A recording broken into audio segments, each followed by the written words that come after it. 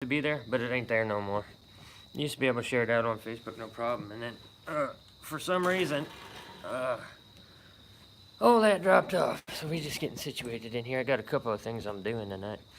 Do have some gear to take a look at here a little bit later on.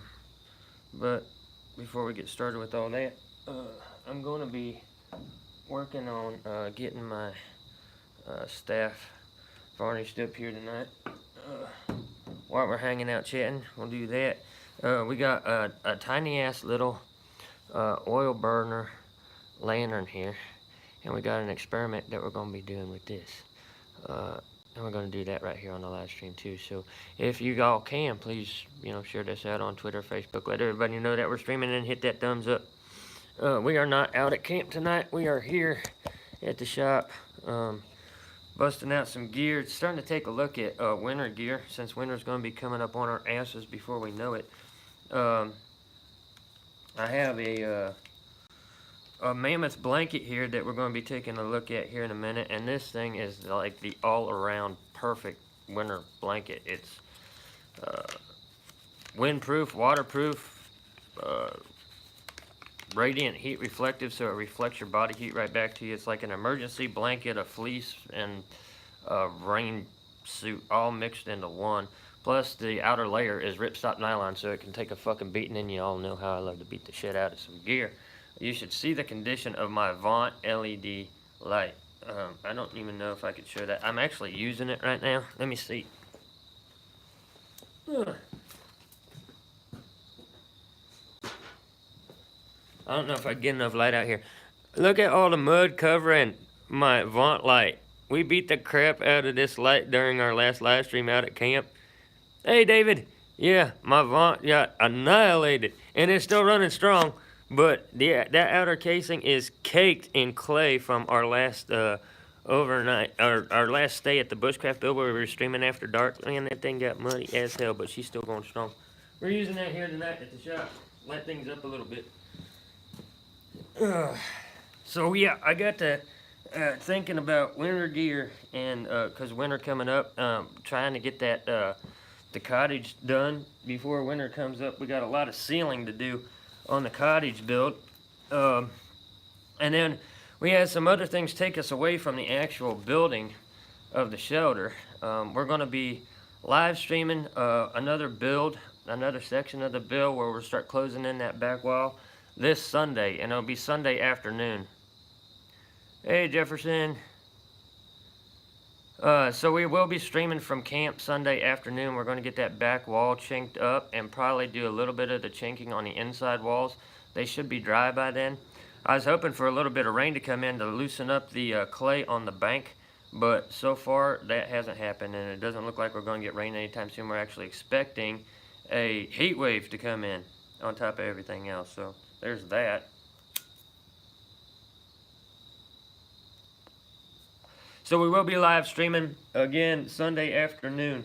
It'll be an earlier stream, probably going to kick that stream off at noon. We'll be at the camp working on the back wall. We got to get that upper part of the wall chinked up and locked in, and we're going to start working on our fireplace and chimney, which is one of the highlights of the build that everybody seems to be looking forward to, is how we're going to build that fireplace and chimney. And there are a lot of... All right, David, take it easy, man. There are a lot of people out there that will tell you not to use river rock in your fireplace or anything like that because the rocks will explode. We are going to be using river rock in our fireplace. I'm going to show you how to use river rock in your fireplace, no matter what kind of rock it is. Light that sumbitch up and guarantee that it will not explode. So it's all about technique. Jay and the Sticks, how you doing, man? Just allowing a little bit of time here for a few people to come in, get the word out, share it out on Facebook, Twitter, let everybody know that we're live streaming before we bust open this box and check out some of the winter gear that we're going to be using this year. Before we get to that, we got a little fun thing that we're going to be doing right here on the episode, because Daddy needs a drink. And we're gonna do something kind of fun and playful here.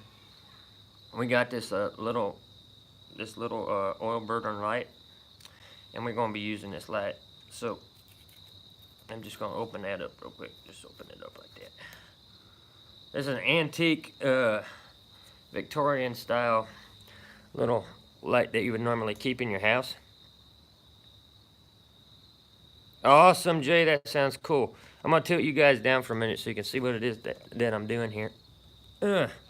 Hopefully, there we go. So we got our the bell for our little oil burner light. We got our giant jar of 100 proof moonshine.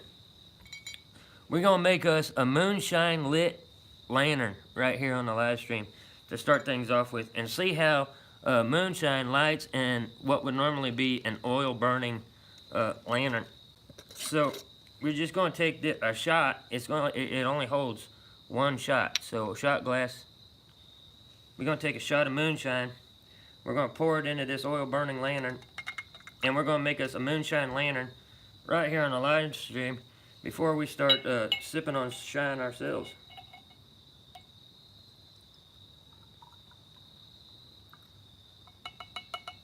So we got one shot of moonshine inside the lantern. Got our little wick right there in the top. Let's sit that down in there. Screw that back on.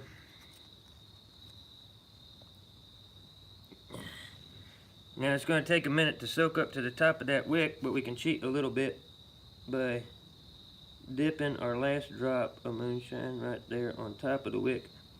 And we're going to let that set aside for a minute. Let that wick soak up that moonshine. Just like that. Go ahead and take it down. Wiggle it around a little bit. And then we're going to pour us a drink.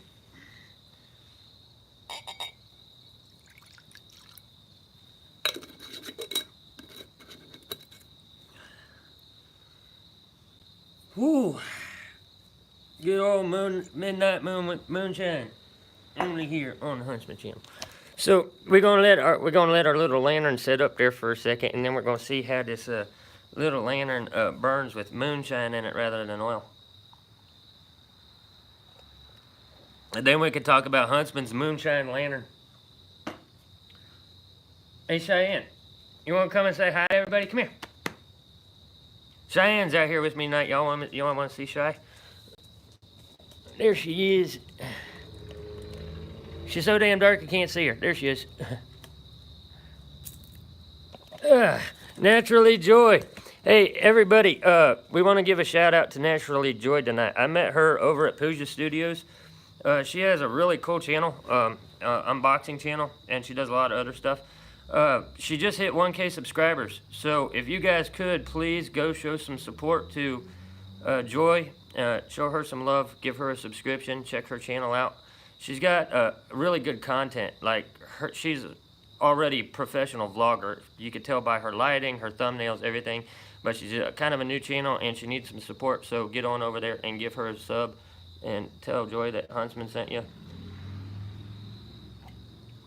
We do like helping others out a little bit. I seen her over at Pooja Studios whenever I was hanging out for a live stream, and out of nowhere, for whatever reason, I don't normally subscribe to that kind of content because I'm, redneck outdoors guy.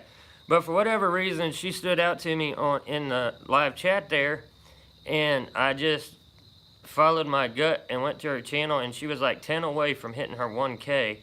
So me being me, I went right back into Pooja Studios live stream, and I kind of hijacked their chat. You're not supposed to talk about your numbers and stuff like that or your goals inside Pooja Studios stream, but I've been with Pooja Studios for a long damn time, and I already have their respect, and I gave Naturally Joy there a shout out and let Pooja Studios know that she was 10 away from her 1K, and we got her up to 1K right there on Pooja Studios Live. It was an epic moment too. When she hit that 1K, man, the fireworks started going off and the energy of the room skyrocketed. It was awesome seeing somebody hit that milestone in a live stream. And I remember hitting that milestone myself.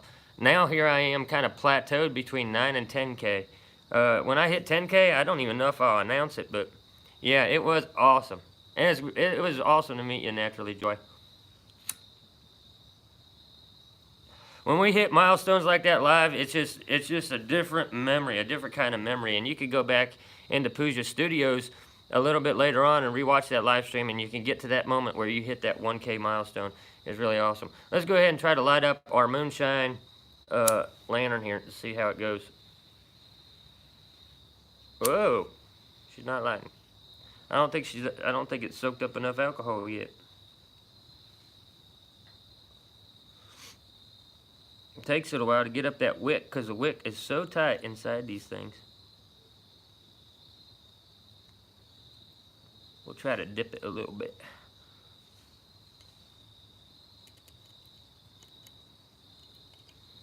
Let's try that. Now we got a little bit more alcohol on there. So this shouldn't be too much different than regular rubbing alcohol, right? Oh, she's wanting to light. Not quite up that wick yet.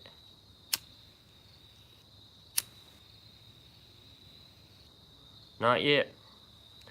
Plug it in. Hey, 4Speed, how you doing? So we got an unboxing to do here. And we'll get to that right now. The unboxing that we're going to be doing is from East Hills. East Hills got a hold of me because they saw the live stream of the Bushcraft build. I'm doing pretty good, 4Speed. They saw one of the live streams of the Bushcraft build, and the guy noticed that we didn't get the bed made yet. We don't have anything on the inside of the build. So I was talking in the live stream about, you know, having the build done and spending winters out there. That's, you know, one of the things that I'm kind of looking forward to. And so he got a hold of me and told me that he had this mammoth all-weather blanket that he'd like me to try out on the series. So that's what I agreed to it. I told him, you know, if you know, you want to send me one, I'll take one for free. But I don't endorse this kind of shit on my channel until I review it. So I'm not going to endorse the blanket itself until I can get it out to camp and actually field test it, which is what he wanted me to do. He wants a field test. He wants an honest review, and he wants old Huntsman here to beat the shit out of this thing and see what happens. We go out in all different kinds of weather conditions, so that shouldn't be a problem for us, right?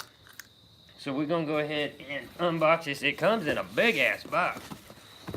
I ain't even looked at the thing yet. I got the specs on it, but I ain't looked at it.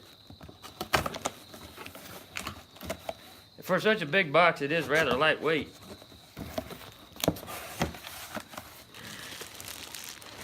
But it is a little bulky. This isn't something that you just fit in your backpack. This is a big blanket. Look at that thing. That's not something you would fit inside. That's something you would strap to the bottom of your pack. And this is for, you know, sub-zero temperatures. This is meant for, you know, some heavy weather conditions. But it is a beast. It does come in a stuff sack. Stuff sack's made out of ripstop nylon. I can tell that already.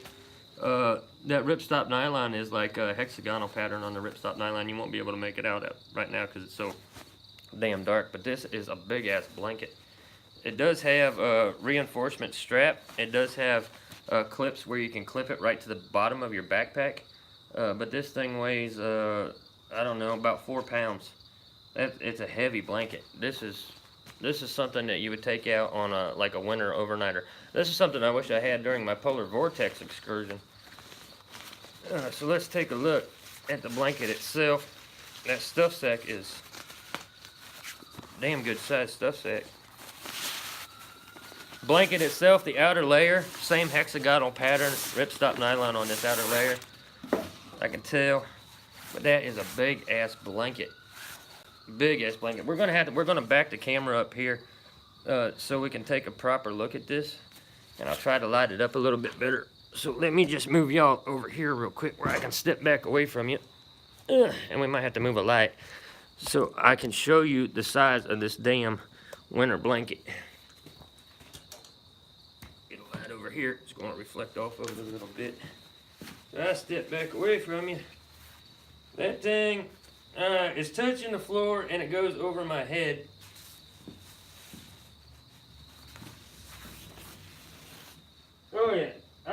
me, I would be completely covered in this thing. Even if I was to use it like a poncho, this thing is heavy as hell. Like, I could cuddle up in this just like this as a poncho. Ripstop nylon on the outside. It's radiant heat reflective on the inside. It's a fleece liner with a radiant heat barrier in between the fleece and the ripstop nylon.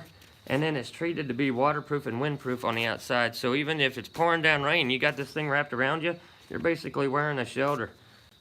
So, yeah, and it's huge. It is a big blanket. This is, let's see, I'm about 6 foot, and this goes over my, if I have it touching the ground, it still goes well over my head, and it's fairly wide too. So, let me look at the specs here. I had to write down the specs. It's 58 by 84, so it is a big-ass blanket. Again, waterproof, windproof, radiant heat reflective lining, ripstop nylon on the outside with a DWR finish. It is a beast of a blanket. This is something that you would definitely have with you on very cold winter nights or really bad weather. This is the one you want to be taking out with you. So we're going to be taking this blanket here out to the cottage to do our winter overnights in. And whenever I got to looking at this thing, I wanted a blanket. Let's move back over here. I wanted an all-in-one blanket. I didn't want to be carrying, you know, like a liner and a bed pad and all that other shit out with me. I wanted one for all occasions. So laying on top of it, obviously, it's going to cut off all of that heat that the ground would otherwise suck right out of your body, because the ground will do that if you're trying to, you know, camp out on the bare ground. I like sleeping on the bare ground. I don't use a sleep pad. I don't even use a sleep pad in my... Hey, Christopher, I don't even use a sleep pad whenever I'm using my hammock. So whenever I'm out at the cottage, if I was to hang out at the cottage or do an overnighter out there, or if I'm hiking and camping, I sleep on the cold, hard fucking ground. I just throw my bedroll out. I don't need a squishy-ass little bed pad. What's the cost of it? I think this blanket runs about $60. If you guys check the description down in the live stream there, I put a link to East Hills where you can grab one of these blankets for yourself. It is a big-ass blanket, but it's an all-in-one thing. So I basically bought a sleep pad that would get, you know, reflect body heat back to you. It's waterproof, it's windproof, it can handle all weather conditions, and it's designed for sub-zero temperatures. Normally doesn't get too many, we don't get too many sub-zero nights here, even in northeast Ohio. But, you know, we do get down to single digits, stuff like that. We do get polar vortexes that come in through Canada. So we do have some extremely cold weather, and I am in the snow belt where it gets very cold. We get a lot of cold weather coming off of Lake Erie. I am right on the bank of Lake Erie. So... yeah, this blanket here is worth the investment just because it's that all-in-one piece of kit, but it is a big-ass piece of kit. Normally, I like compact stuff. We like lightweight, compact stuff. Just like this. This is my 10 by 10 ripstop nylon tarp. So whenever I'm out day hiking or just doing a single overnighter, I'll just take this tarp with me, and I can grab my hammock, the hammock and tarp combo. I can hike anywhere, put the tarp up over top of the hammock, and there's my camp. You know, it's a portable camp. Jess, hello, darling. But like I said, winter's coming, and you know, here's like if I'm going out for a solo overnighter, here's what I'm doing, guys. I'm gonna take my hammock because it gets me up off the ground, and it's got a bug net on it. And this thing only weighs about a pound. Take my 10 by 10 ripstop nylon tarp. And this year, I've been using the Total Pack backpack. Nothing fancy. And this is a collapsible backpack. I mean, it folds up into a tiny little pouch that you can carry on your belt if you want to. So, these 3 pieces of kit. The backpack, I can fit my hammock right in the back sleeve of the backpack and fit this down at the bottom of the backpack. And I still have plenty of storage space to carry whatever the fuck else I need. And that's my camp. And I don't get no more fancier than that. But with winter coming, obviously, you got to have a little bit more protection. So I went for a piece of kit like this, which is the waterproof It's windproof, it's heat reflective, it's ripstop nylon and fleece on the inside, machine washable, so it's easy to clean up, because you know, whenever we're out in the woods doing our camping trips, whenever you get home, everything smells like smoke. So you got to get that smoke smell off of there, or your wife starts bitching at you because you bring it into the house, and then everything starts smelling like smoke and woods inside the house. So definitely, it's completely machine washable. You know, just cold wash to get all that smoke off. This was definitely worth it, and we're going to be field testing it. I'm not going to give an honest review on this. This is just an unboxing. I'll do a review video later after we get it out into the woods and see what kind of a beating we can put this through. We're going to take it out with us on Sunday whenever we're out there live streaming the next phase of the live Bushcraft build series. Live Bushcraft build series is picking up a little bit of popularity on social media. Been sharing out some of the work that we did on our last live stream, where we got the entire front wall completely closed in, and it came out beautiful. I didn't know what it looked like until the next day whenever I went back out there and to film tomorrow night's episode of Huntsman, and got to look at it, and it's just beautiful. Can't wait to get the door on it, but we got to get that back wall and the fireplace done first. Once we get the fireplace and the back wall done, then we'll start tinkering around with an idea for a hinged door to throw in that thing. But we are going to be streaming from the camp Sunday afternoon. We'll go about Sunday, I think around noon. 12 o'clock is good. It's going to be a morning stream, so different folks might come into the chat. Plus, it's Sunday. People shouldn't have to work unless you work weekends like I do. You know, Sunday morning's going to be a good deal. Be right back, guys. I just got to adjust something here real quick.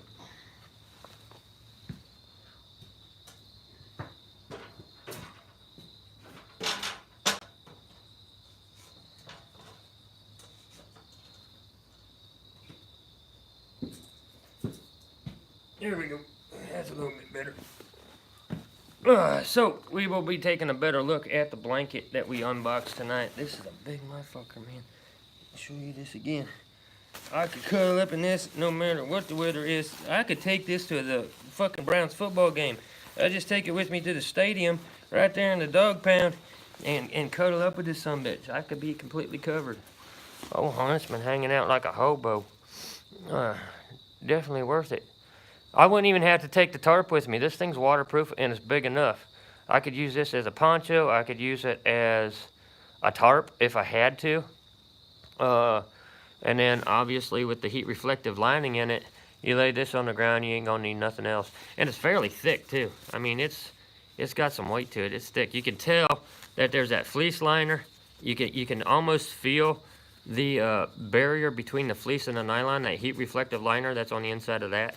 So you can really tell the difference. And right there in this kind of light, you can almost make out that hexagonal ripstop nylon pattern. So if you lay this down on the ground, it really don't matter what's on the ground. It's not going to poke a hole through it. And even if it does, that hole's not going anywhere. Ripstop nylon is the shit, for real. That is a big-ass blanket, though. I wear it like a cape. Great thing about cigars, they go out whenever you start rambling on and on.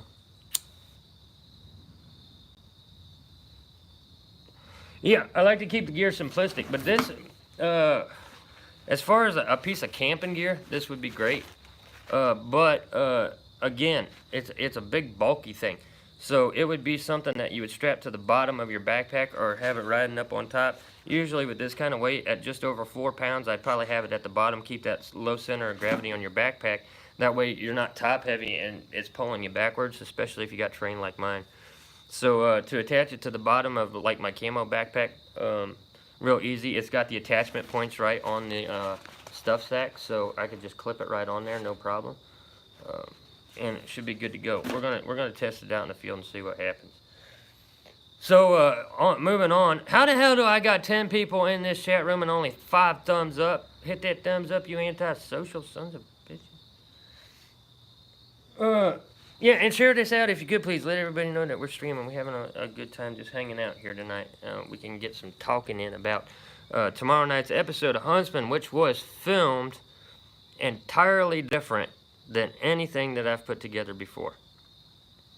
The way that tomorrow night's episode of Huntsman is presented is going to be something that you've just never seen in an outdoors channel before. And that's just the way it's presented. The contrast is jacked up, so you got these really deep, bold colors in the forest. There's an effect on it that gives it this kind of a broody feel. And we get away from camp and we get away from bushcrafting in tomorrow night's episode, and we take on this massive physical challenge of moving a giant quartz crystal a quarter of a mile down the creek to our camp. What's up, nickel and dime? Thanks for stopping by, man. So I found this massive chunk of quartz crystal, and it comes to a point and everything in the creek down from camp. And I've been trying to come up with a way to move the damn thing to the camp and get it up on top of a stone pillar that we got there right beside the bushcraft build, just because it'll look cool. What's going to happen in tomorrow night's episode is a physical challenge unlike anything I've ever taken on in the wilderness. I have done some extreme weather stuff. I have done some really long hikes. I've done the polar vortex where it got so cold almost instantaneously I had ice freezing in my goatee. I have done some crazy stuff out in the woods, but I have never done anything like what I did on tomorrow night's episode of Huntsman. And like I said, it's presented in a completely different way. We went with a small screen format, which is kind of old school, and the colors are bursting in this thing.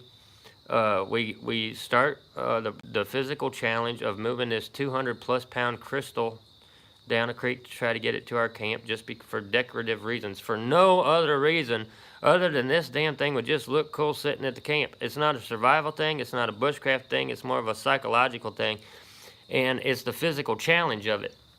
So, as I was hauling this thing to the camp, I sit down and I'm getting beat up. This crystal was beating my ass because it's so heavy. The ground around it was wet sand, so it kept sinking into the sand. There's a lot of choke points along the creek where there's obstacles and stuff like that, rocks I had to get it over. Absolutely insane. And the thing was so damn heavy that by the time I got it to the halfway point, I was ready to drop. But we didn't drop. We end up going on a hike after moving the crystal and getting physically exhausted. We go on a long hike to an island. We actually hike to an island, so we had to, no backwoods tonight? No, we're in the shop tonight. We're going backwoods Sunday at noon. We'll be back out at my camp. Tonight we're drinking moonshine, hanging out at the shop, taking a look at some gear, and talking about tomorrow night's episode of Huntsman, our regular Friday night episode of Huntsman that comes on every Friday night at 8. It's usually an hour-long episode. Tomorrow night's episode is not about bushcraft, it's not about survival. It's about reaching your physical limit while you're in a wilderness environment. So the first part of reaching my physical limit while I was in the bushcraft or wilderness environment was moving this 200-pound crystal down a creek, trying to get it to my camp so I can hoist it up onto a 3-foot tall stone column. And then, there goes the boys, and then I got this giant ass quartz crystal sitting on top of a 3-foot stone column that was built in the 1800s, wrapping in ivy vines, sitting right beside my bushcraft build. Nothing to do with bushcraft, nothing to do with survival. It was just the physical challenge of it. It's a memory in the making. So that's what I'm doing on tomorrow night's episode. After we get beat up by the crystal, we go on a hike to an island where we go treasure hunting. And I'll show you some of the pieces that I got as best I can. Here.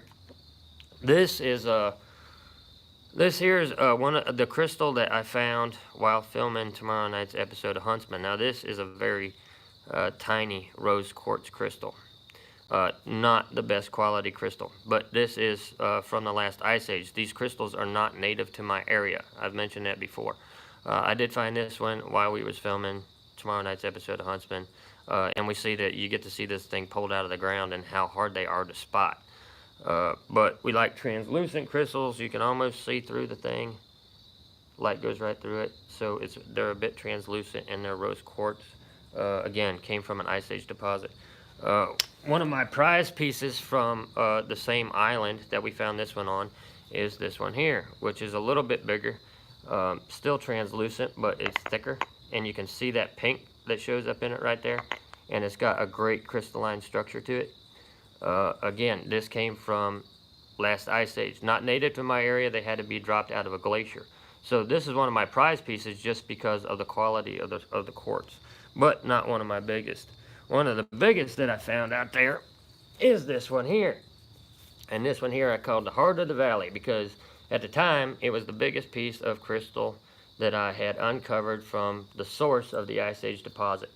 Now this deposit is a couple of miles from where our bushcraft camp is, so how we ended up with a chunk that's bigger than me sitting down there at our bushcraft camp, I don't know. It has to be a whole new deposit. But this one here was one of the biggest ones that I had found up until the point that we uncovered this new crystal that's right beside our new build. So we're getting it down the creek and up on that stone column. It's going to be an absolutely gorgeous sight, even though getting it there is all kinds of suck. I mean, it sucks moving this crystal. The damn thing has to weigh in excess of 200 pounds, and it's just jagged and, you know, hard to move. And but we wanted a physical challenge. We got a physical challenge, and it was an adventure, let me tell you.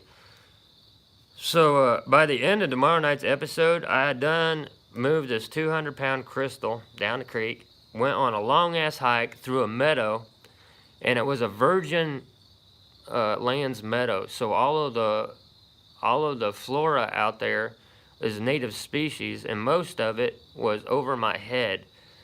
And a real choking grass, like the kind of grass that just doesn't want you cutting through it. I had a hell of a time getting through this meadow. I get through the meadow, and I end up at the main river that runs through my county, and then I had to ford the river over and onto an island. Get onto the island, and then we had to do the treasure hunt. Get the treasure hunt done, then we had to ford the river a second time to get back over to the bank. Go back through that same meadow. By the time I got through the meadow the second time, I was dehydrated. I was starving to death.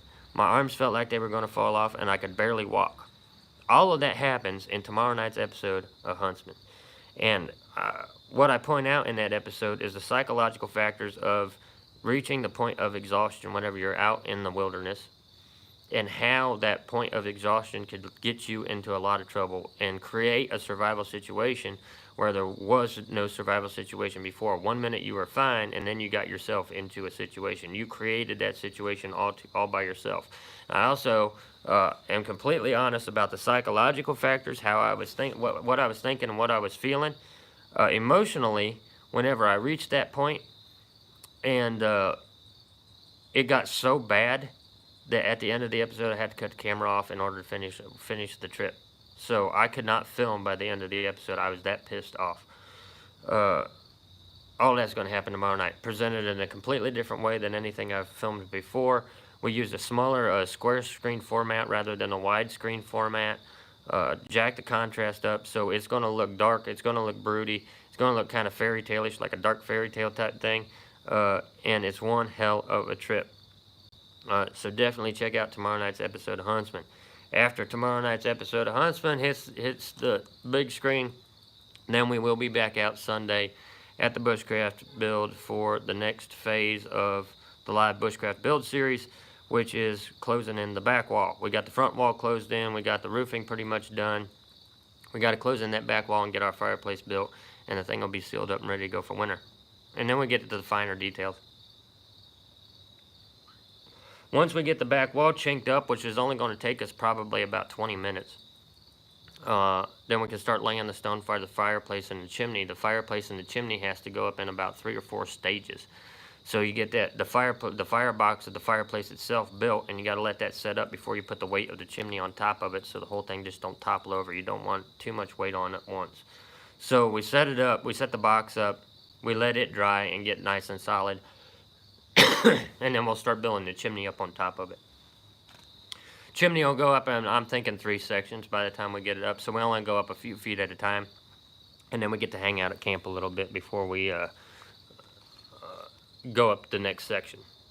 So it shouldn't be too bad. It shouldn't be too bad getting the cottage done. We got all of the stonework's done aside from the fireplace, and I got to haul a lot of stone up for that fireplace. We are going to be using river rock in the fireplace too. And I'm going to show you how we're going to use that river rock in the fireplace without the risk of it exploding. All that's going to happen on the live stream. So, yeah, looking at this gear, man, looking at this bag, I want to try to roll it back up into the stuff sack. I'm going to have to stand up to do it, because the damn thing is so big. This is a big blanket. If you want to check out the specs on this blanket, I left a link down in the description. There's a little bit of description about the blanket down in the description of the live stream, I hope. And then there's a link down there to the store where you can grab one for yourself. We are going to be field testing this weekend. We'll have it out there at camp. We're going to be sitting around on it, and you'll actually get to see it in the daylight. I'm going to try to get it folded up here and put back in the stuff sack. Stuff sack, again, ripstop nylon. I could use this stuff sack for all kinds of things outside of having the blanket out of it. But, man, she's big. But it's supposed to be big. This is supposed to be an upgrade on a regular sleeping bag, like a winter sleeping bag. They tend to be a little bit heavy, either packed with down or something like that. Hey, Cheyenne, what are you doing? Shy, come here. What are you doing out there? Come here. You can hang out in here with me. Got my dog out here with me, but she's being antisocial tonight. She's wanting back in the house. We got the new puppy. Cheyenne's been acting a little weird. She's jealous because she was the baby and now she's not the baby. Anyway, this blanket here is supposed to replace your traditional winter sleeping bag, which tends to be a little bit bulky anyway. So if you're just swapping out a big ass winter sleeping bag or a bivvy for a blanket like this, it might be a good upgrade, just because most of your sleeping bags or bivvies are not designed to be waterproof. They're not made out of ripstop nylon, and they don't actually have that reflective heat barrier in it, where all your radiant heat is just reflecting back to you. Some of the bivvies do, or they're designed to sort of reflect heat back to you, but they do it by way of insulation and not an actual reflective liner. Hey, Dixie. So yeah, if you're gonna swap out a sleeping bag, or you're looking for a winter sleeping bag that's going to keep you warm, windproof, waterproof, ripstop nylon, fleece liner, radiant heat reflective liner in between those two. So you got 3 different layers in there. You got the ripstop nylon on the outside, which is waterproofed. You got the heat reflective liner in the middle, which reflects all your radiant body heat back onto you, doesn't let it escape the blanket. And then you have that soft fleece on the inside. Great upgrade to a regular zip up sleeping bag or a bivvy, because it's more versatile. You got plenty of coverage. It being that big, it's 58 by 84. So being that big, it's going to cover you up and then some. You could use it as a tarp. You could strap it up as a tarp since it's waterproof and use it like that, or you could use it as a poncho. You could use it as a cape. You could use it as a blanket. You could use it as anything. So it's more versatile than a zip-up sleeping bag. Which is the only reason I would spend that much money on it, because it's a multi-tool. It's not just for one purpose. You could use it for any purpose you can come up with. We like multi-purpose gear. That's why I use the tarp. I can fold my tarp, a 10 by 10 tarp, up into a fully enclosed tent. So let's say I wanted to go out and I didn't want to build a shelter and I didn't feel like sleeping in a hammock. I wanted to sleep on the ground, but it's going to be shitty weather. I could take my ripstop nylon 10 by 10 tarp, and you can configure this. You can fold this up origami style to a fully enclosed tent. So I have a fully enclosed tent right here in my 10 by 10 tarp, just by the way that you fold it. Fold this up into a fully enclosed tent, which also is going to have a floor in it too. Fully enclosed means it has a floor in it, and all of your sides are completely closed in. So you're in this cocoon. You have that first barrier against the wet ground, right, or the cold ground, and then you use this blanket, which is ripstop nylon, fleece, and reflective. You're inside of a tent using that blanket. You could go through anything. We might try that out too. That might be a good setup for an overnighter, right? We can show you how to fold up a 10 by 10 tarp into a fully enclosed tent. Use this blanket on the inside, no sleeping pad or any of that other. My little ass is soft and I don't want my hemorrhoids getting irritated shit. Just throw that blanket down so that reflects our body heat back up to us, doesn't let the ground pull it out. and just do an overnighter like that. I think that would be a good test for both. Having the tent configured to a fully enclosed tent, don't have to worry about bugs, don't have to worry about weather. As far as heat goes, don't really need a campfire because you got a blanket that reflects your body heat back to you. So if you're warm, you're going to be warm. You're just recycling heat rather than having to produce new heat. And we could do it with a no fire overnighter. Everybody likes to have campfires when they're out overnight. So we can go out there with just one of our lights, our lanterns. I'm going to show you, Dixie. That's one of the curiosities that people have been asking me. How are you going to fold that tarp into a fully enclosed tent? I'll show you. We'll do that. Well, I got to do this. I'm going to test this blanket out. So we'll do that here pretty soon. We'll get out there. We'll fold our 10 by 10 tarp into a fully enclosed tent. Throw the blanket on the inside of it and do an overnighter. Solo overnighter with no fire. Probably no gear. Because if I just have the 10 by 10 tarp folded into a tent and the blanket, I really don't need anything else.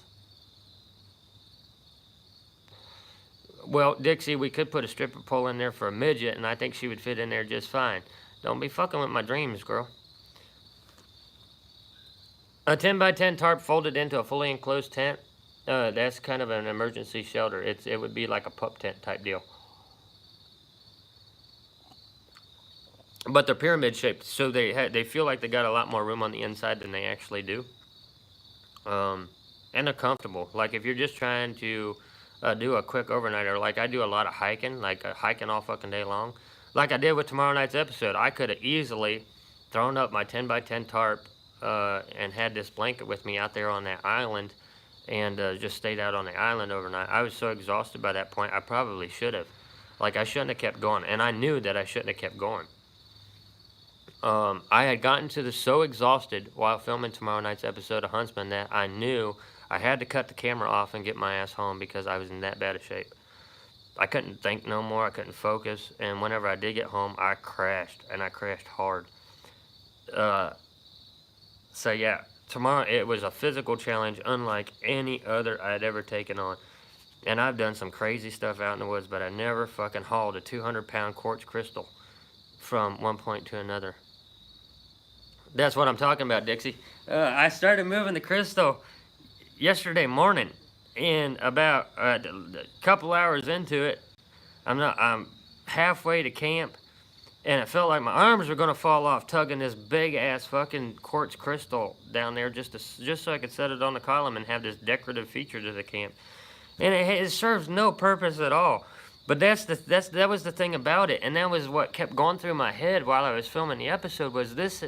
I'm doing all of this. I'm beating myself up, like physically exhausting myself, getting emotionally frustrated and psychologically stressed the fuck out for absolutely nothing but a garden piece, something to stick in the garden right beside the camp. No, my legs were fine. It was my arms because I tried putting a harness around the crystal and pulling it, but there's no real corners for that harness to grab onto, so every time I pulled it a little bit, the harness would slip right off the crystal.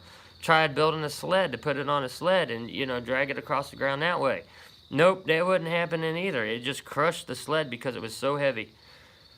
So I had to come up with a way to move the damn crystal down the creek and over rocks and wet sand and all this other stuff, and there was no purpose behind it other than the physical challenge of it. And I'm sitting there on the bank, and this thing's beating me up. I'm sitting on the bank of the creek, and I'm staring at the crystal, and I'm like, you know what, though? It's going to be a memory. If I pull this off and I get this crystal to the camp and put it up on that stone column, it serves no survival purpose. It serves no bushcrafting purpose. There's no reason to do it other than the fact that the damn thing was there.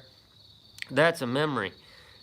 And it seems like whenever you're in a wilderness setting, or whether you're out bushcrafting, camping, or hunting, or fishing, I think you're almost required to have a certain level of frustration, a certain level of this sucks before it means anything. Like, you could go on an easy trip, you can go to your camp that's already preset with food that you brought with you, and you're going to be comfortable just because of the gear you're carrying, and have a good time. But you're really not going to remember that camping trip. I've done a million of them that I don't really remember because nothing happened to it. You have a pack full of gear and food. Your camp is already built and set up to be as maximum comfort as you want to get it. You know that the night is going to go easy as shit because it's just a camping trip. You're not going to remember that. What you do remember are the experiences that absolutely sucked. Like, it was uncomfortable. It wouldn't stop raining. I was soaked. I was cold. The heat was unbearable. The humidity was so high you couldn't breathe. There was a physical challenge to it, whether it was terrain or whatever, that just beat you up and exhausted you. And when you laid down on your bedroll at night, you didn't want to move because you were so sore. Those are the trips that you remember. Those are the ones that weren't instant gratification thrills, you know. You might go out to the woods at night and, you know, you're safe at your pre-established camp. You have a pack full of gear that you have absolutely no intentions of using. Like, you're not even going to bust this gear out because you don't need it. The situation's not going to come up where you do need it. And you know that. But you took this shit with you anyway because it's the trendy thing to do. There's nothing memorable about that shit. And it comes the same with making videos. Anybody can go out to a camp and make a bushcraft video. There's a million bushcraft channels out there now. Millions of outdoors channels, and everybody's got their own sort of take. But at the same point in time, they do this cookie cutter formula for filming a bushcraft video. And we don't do that. Yeah, trendy. Everything's trendy. And people, it's like lemming syndrome. They see one guy do it, so they go and do it. Or they see a successful channel do it, so they try to copy that formula and they go do it. And then next thing you know, the entire community is just boring as fuck because nobody's doing anything different. They're not memorable. They're trying to fit in with this bushcraft crowd instead of standing out from it. They don't want to challenge the community with anything because they're afraid they might get rejected or somebody might say something bad about them or shit like that. And look at my channel. Obviously, I'm ready to be judged. And it ain't going to matter in the end because I'm going to keep doing what I do. And it's going against the grain. Tomorrow night, we really go against the grain. It has nothing to do with bushcraft and survival. The man bun. I got long hair, but you ain't never going to see it in a fucking bun. My employer had a hard enough time getting me to put it up in a ponytail while I was in the kitchen. I'm like, what motherfucker? Put my hair in a ponytail? I don't know what kind of fucking world he's living in.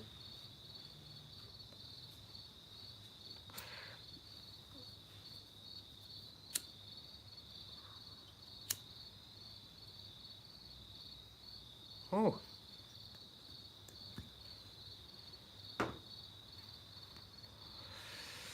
No, I'm not trendy. I'm not following the herd. I'm not trying to do the cookie cutter channel. I've been mentioning that on my social media pages here lately, that I'm not for everybody. I'm not trying to I've probably broken every rule. I've broken every community guideline already. I've broken every ethical thing to do on an outdoors channel.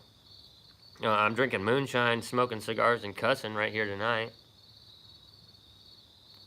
All things that are against the unspoken code of ethics for outdoors channels, but I ain't trying to fake it to make it. Either I go over or I don't, and it really ain't going to interrupt the flow of my day either way.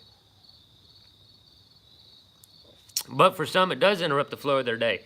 My buddy Outlaw, who this hoodie is from, that's Outlaw's logo. Outlaw does outdoors channel called Live to Thrill. And he also does the Outlaw channel, which is kind of a dip review, vape review, tobacco product channel. Outlaw has been around YouTube for a decade now.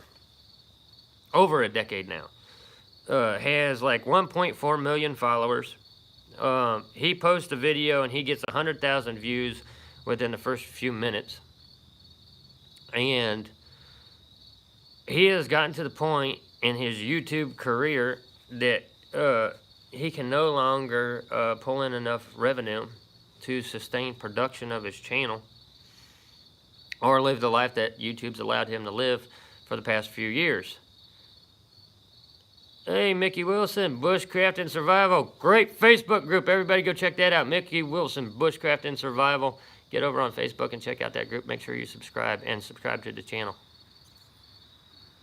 So back to Outlaw. Doing a tobacco-related product channel. He got demonetized and a lot of his videos were removed from YouTube. He's been around over 10 years, and all of a sudden, with 1.4 million viewers, and all of a sudden he's not pulling in enough ad revenue to be able to sustain the channel. So he's been trying to switch things up a little bit. Yep, my cigars, my Backwoods honey bourbon cigars. These are the official cigar of the Huntsman channel.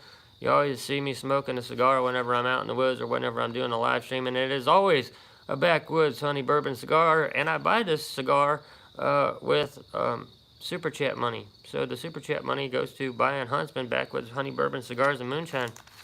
So, you know, trying to make a living off of YouTube on cigars and moonshine.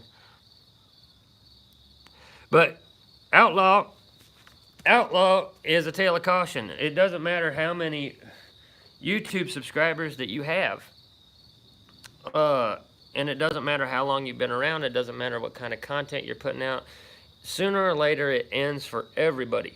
Outlaw is a great guy. He has an old school style of YouTube channel. He got popular whenever everybody was outrageous and sort of screaming and just over the top type acting, you know. He's got that kind of channel. Yes, sir.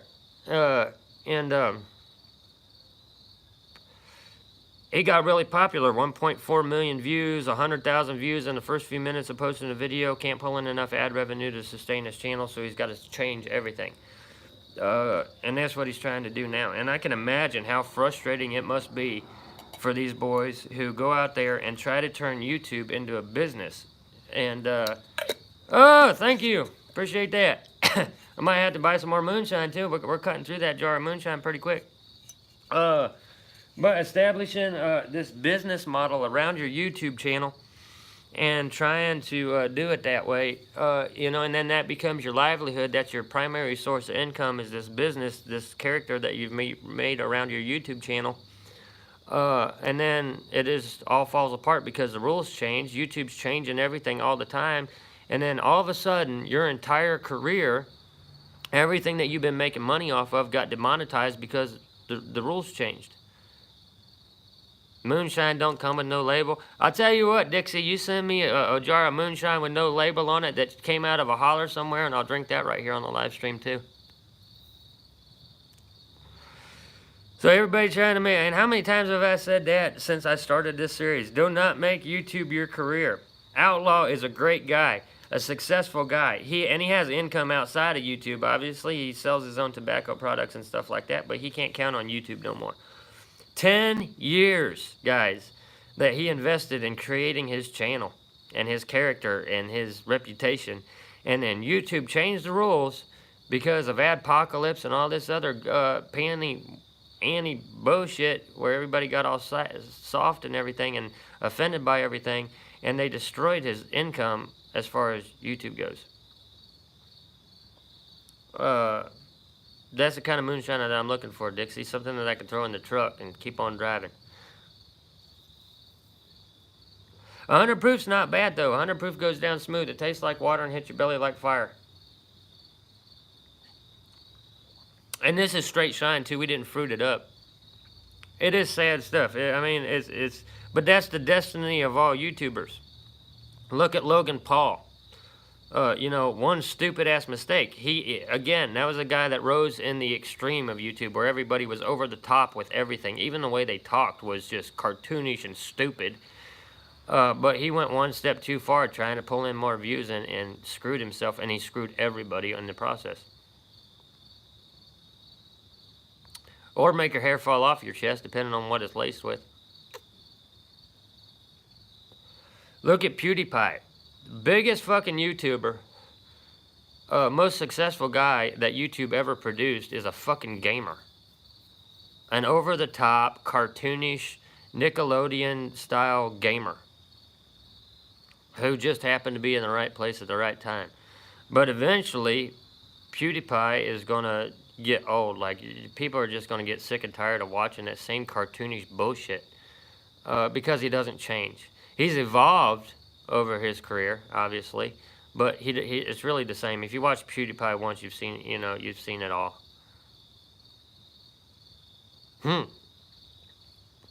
Again, I had a drink one time called a black bitch. That's what the bartender named this drink. And the bar would only allow you to drink one of these per night because they had an incident right after they created the drink where a guy had two, and he ended up with alcohol poisoning, and the ambulance had to pick him up and take him to the hospital. And he hadn't had nothing else to drink that day except for 2 black bitch mixed drinks. I don't know what they put in that drink, but I had one, and I don't remember 3 days after that. That was a doozy. But I still think that the top of my alcohol stories is, that's a doozy of a hangover. Wine gives me a hangover. I love drinking wine. I got to drinking wine years and years ago, probably 15, 20 years ago. My girlfriend was from Romania, and she, of course, they drink wine over there like we drink cola or pop or whatever you call it. They drink wine all the time. So she got me to drinking wine. If you're dating a Romanian girl, chances are you're going to be drinking wine or learning a lot about wine. So I learned a lot about wine, and I love drinking wine. If I'm eating a meal with the family or something like that, I'm usually drinking wine. You know, 'cause Huntsman's all sophisticated and shit like that. I'm prim and proper and very ethical and have a outstanding moral compass. So drinking wine every once in a while, that's pretty cool. And I take wine with me out on hikes because it's basically fruit juice with a kick. It really don't dehydrate you as much as hard alcohol does, but I'm always carrying bourbon and moonshine out with me too. But wine gives me a hell of a hangover. I can drink wine, I can drink a whole bottle of wine like I'm drinking Kool-Aid, but it gives me a hangover from hell. I'll feel it the next day. I can drink moonshine, I can drink bourbon. I can drink bourbon like it's nothing and not have any after effects. I can drink moonshine and feel it a little bit the next. Yeah, I'm uppity. I'm very high class. But that you got to be high class like me whenever you are, an international icon and a national treasure. You got to be high class. You got to be sophisticated. Every once in a while, you got to take a little sip of wine and drink tea with your little pinky sticking out like one of those English boys. And that's me, through and through. Very high class. But yeah, drinking wine, hangover. Drinking bourbon, no problem. Drinking beer makes me sleepy. And I've drank a lot of beer. But every time I drink beer, I just want to go to sleep. If I get a buzz from beer, I just want to go to sleep. Just leave me the fuck alone. I want to be quiet. I want to go to sleep. If I'm drinking bourbon or moonshine, I'll get philosophical eventually, and I'll talk to you all night long. If I'm drinking wine, I know I'm going to feel like I got the flu the next day. So there's the rundown of Huntsman alcoholism right there. Cheyenne still being antisocial out there. Honey bourbon backwood cigars go great with moonshine. They also go great with the bourbon. And every once in a while, I might like kick back on the porch and I'll be smoking one of these cigars with a glass of wine, and I'll dip the tip of the cigar in the wine. So I got honey bourbon wine cigars. That's a hell of a combo pack. But that's just, relaxing on the porch, not filming anything, just sort of people watching, seeing the dumbasses going up and down my street, that kind of thing. We had a kid get killed about 2 blocks from me yesterday. 16-year-old kid got stabbed to death 2 blocks away from me. That's the second murder I've had within a 2-block radius of my house in the past month. I've had 2 murders within a 2-block radius of my house. That is insane. I had one kid get shot at a library over $10 worth of weed. Right inside the library, the public library. They shot him in the bathroom over $10 of weed.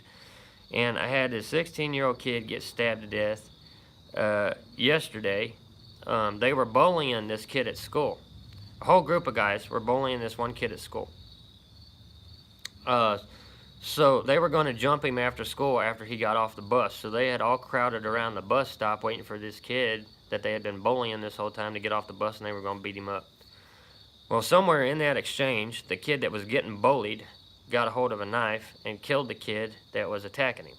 So it was self-defense, in my point of view. You bully the kid, and you bully the kid, and you bully the kid. You tell him you're going to jump him after school as soon as he gets off the bus.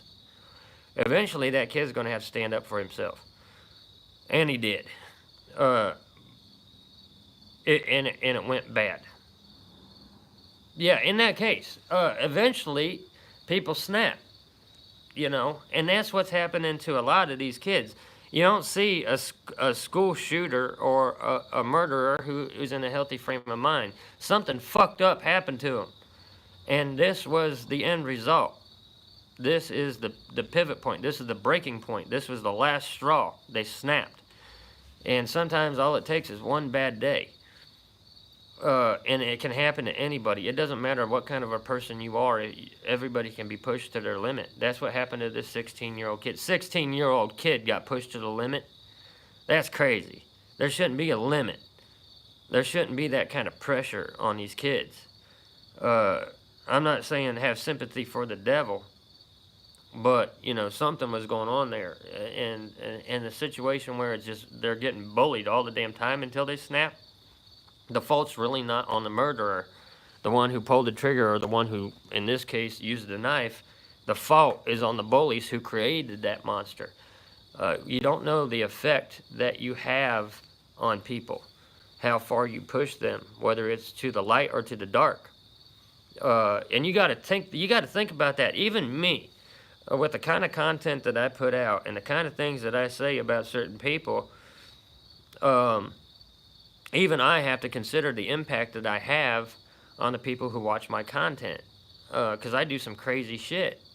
I do shit that people have jumped me about in private or on public forums, saying, you know, you shouldn't be putting that kind of content out because if somebody else tries it, they might get hurt. And my response to that was, if somebody else tries it, that's because they were a fucking dumbass. Just because I motivate somebody to do something doesn't mean that they have the brains to actually go out and fucking do it, and do it right.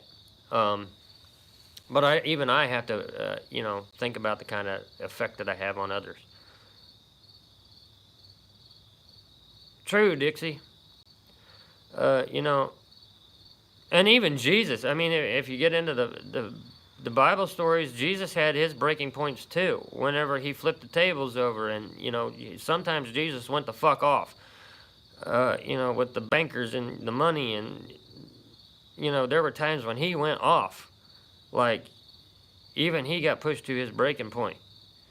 Like, there was no other option than to show something other than words, to take a physical stance. And that's what's happening with a lot of the school shootings and a lot of the bullying. And, you know, we have this PC culture. Everybody wants to be, you know, be PC about everything, but that's not prepping these kids for the world. If you go out there and you say, oh, don't cuss, don't do this, don't do that, we should not put out violent video games, violent movies, we should not allow our children to cuss because it's a lack of respect, however you want to do it, whatever spin you want to put on it, you're not preparing those kids for the real fucking world. And junior high is doing a better job at preparing them for the real fucking world than you are. The bullies are being a better parent than you are, because that's the way the fucking world is. If you're not an alpha, people are going to eat you up and spit you out, and they're not going to feel really bad about it.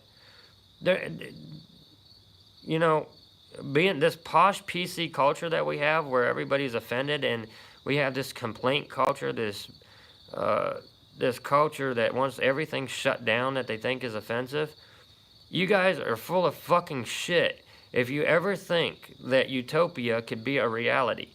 Because you're always going to have a shooter. You're always going to have a killer. You're always going to have somebody that don't give a fuck about your rules and your moral compass. You're always going to have a bad guy. And society, especially American society, needs a bad guy.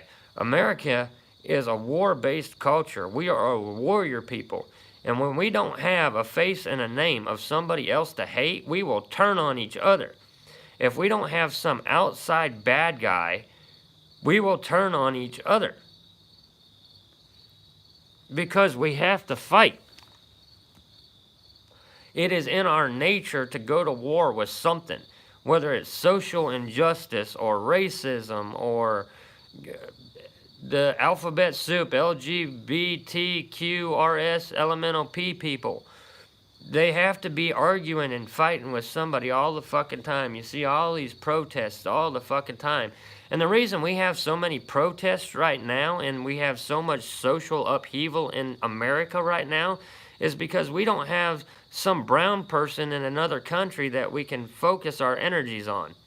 And I say brown person because we have only gone to war with one white country in the entire history of the United States, and that was Germany in World War II, and we were last in line for that war. America only bombs brown people. We don't care what shade of brown that they are, whether it's Middle Eastern or somewhere in Africa or Mexico or something like that. If it's a shade of brown, we'll bomb the shit out of it. That's what we do. That's what we have been doing for over 200 years in our country. And if we don't have some outside foreign leader as our bad guy, we turn on each other and make each other the bad guy. We have to have somebody to hate or we are not a happy people.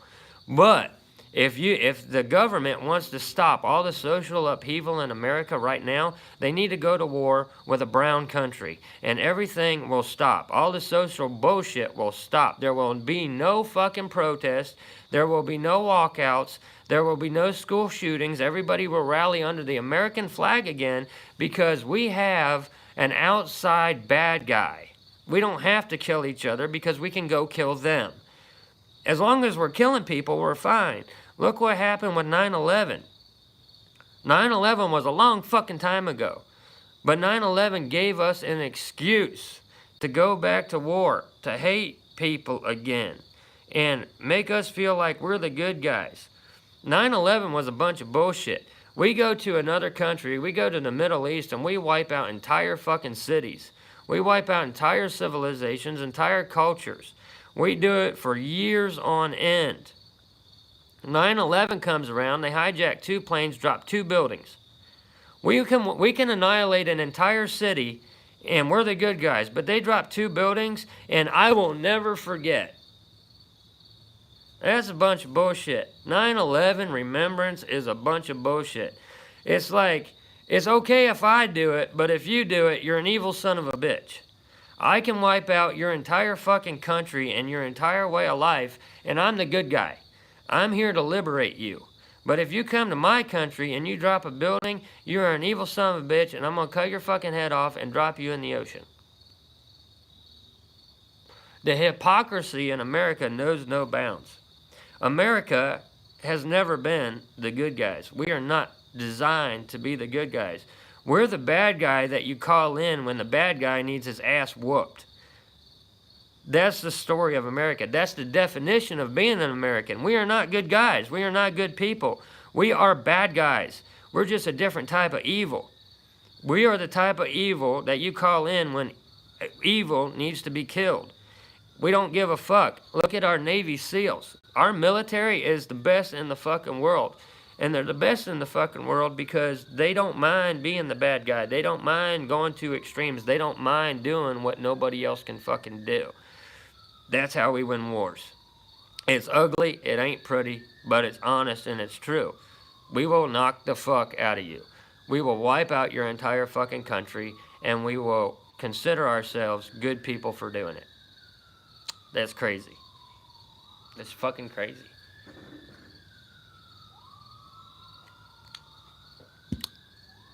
Semper Fi. I will support our military in any and every fucking thing that they do. I'm a big fan of the military. And anybody that's a veteran, if I know that they have a veteran social media group or Facebook page or something like that, they're the first ones I'll support all the way. Big fan of my military, but I have no illusions about what our military does and the mindset that they use in order to get it done. They're not trying to be the good guys. They're just trying to get the fucking job done. And that's by any means necessary. And it comes to the same in survival situations and outdoor situations. Sometimes you cannot be PC about it. Sometimes you cannot be a good person about it. Sometimes survival is based on being a bad motherfucker. Yeah, always sirens and bullshit around here. That's burb life. Y'all want to see Paisley? She came out for a visit. Come here, P. Come here. Everybody wants to see you. Come up here with Dad. Oh, there she is. Star of the show, Paisley Joe. She's a little hyper. She's supposed to be going to the bathroom right now. But there she is. Everybody gets to see Paisley here on the live stream. It's not a kitty, Dixie. It's a full-on hound dog. There you go. Go potty. She has a little bit of lack of focus, but she's a good dog. And she's fitting in really well. We had her in the truck a couple of times now, and she is the perfect truck dog. She likes riding in the front seat, but she is the perfect dog to be riding around in the truck in. Like, there's no stress. She just lays down on that seat, peeks out the window every once in a while, but you don't have to hold on to her. You don't have to try to control her or anything like that. Perfect ride-along dog. I cannot wait just to be able to cruise around with her on back roads and film it. Just because Paisley would be the star of the show. Yeah, she's good, but Cheyenne is still a little off-standish with her. But Cheyenne is just a baby, and now she's not the baby, and we got that whole sibling rivalry thing going on. Cheyenne's a little jealous, I think. But Cheyenne had an asshole personality to begin with. She takes after me.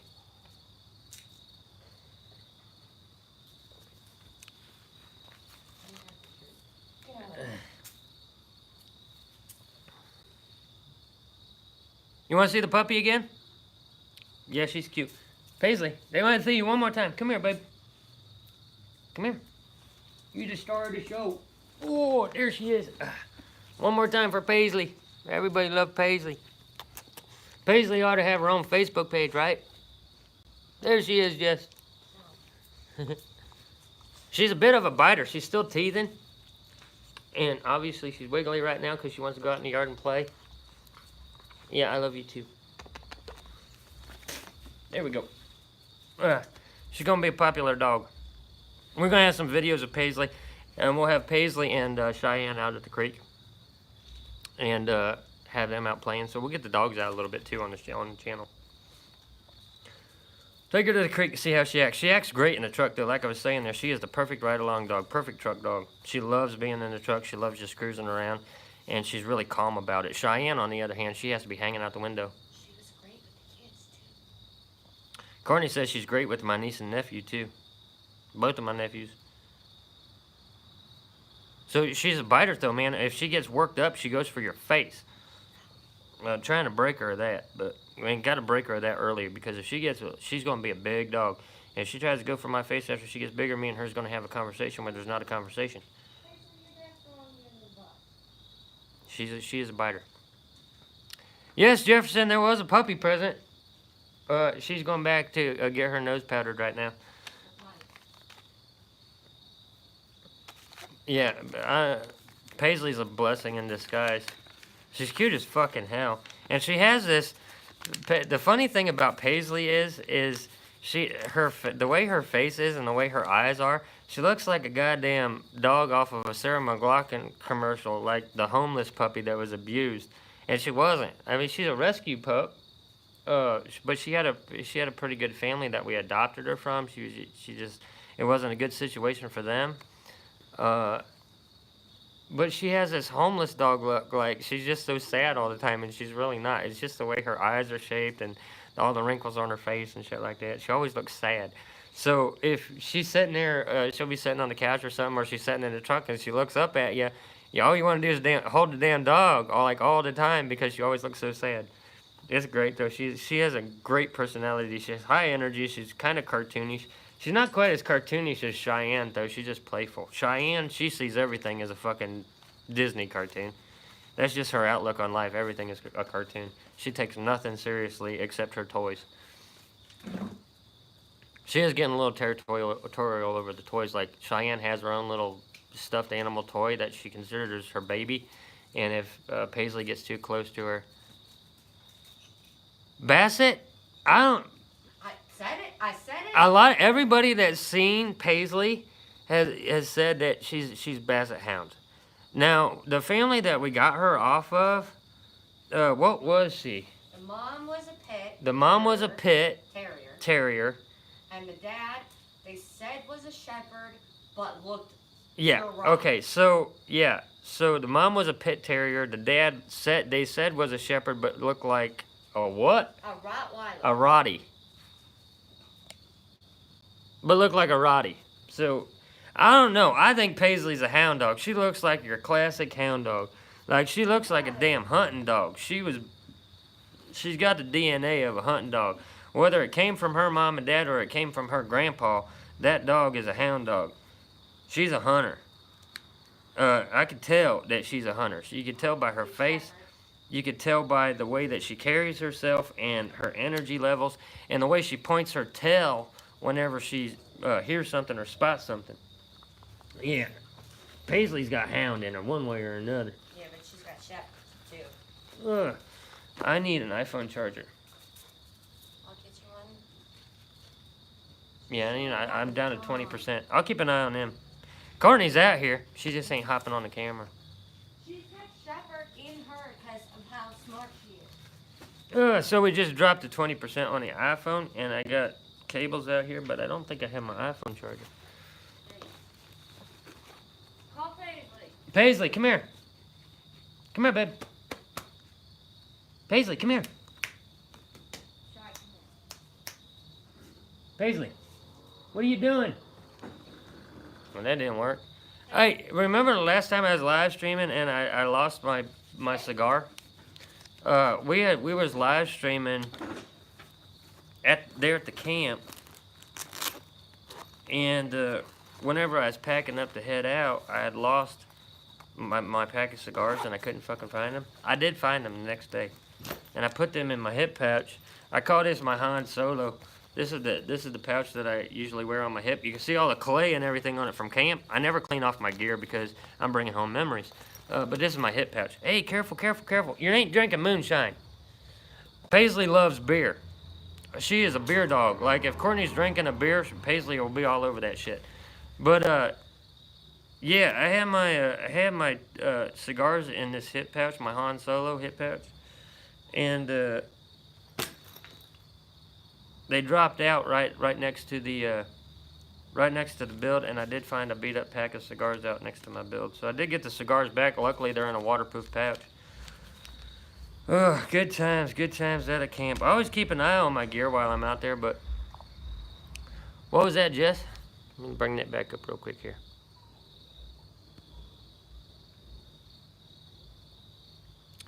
You think Paisley's underage?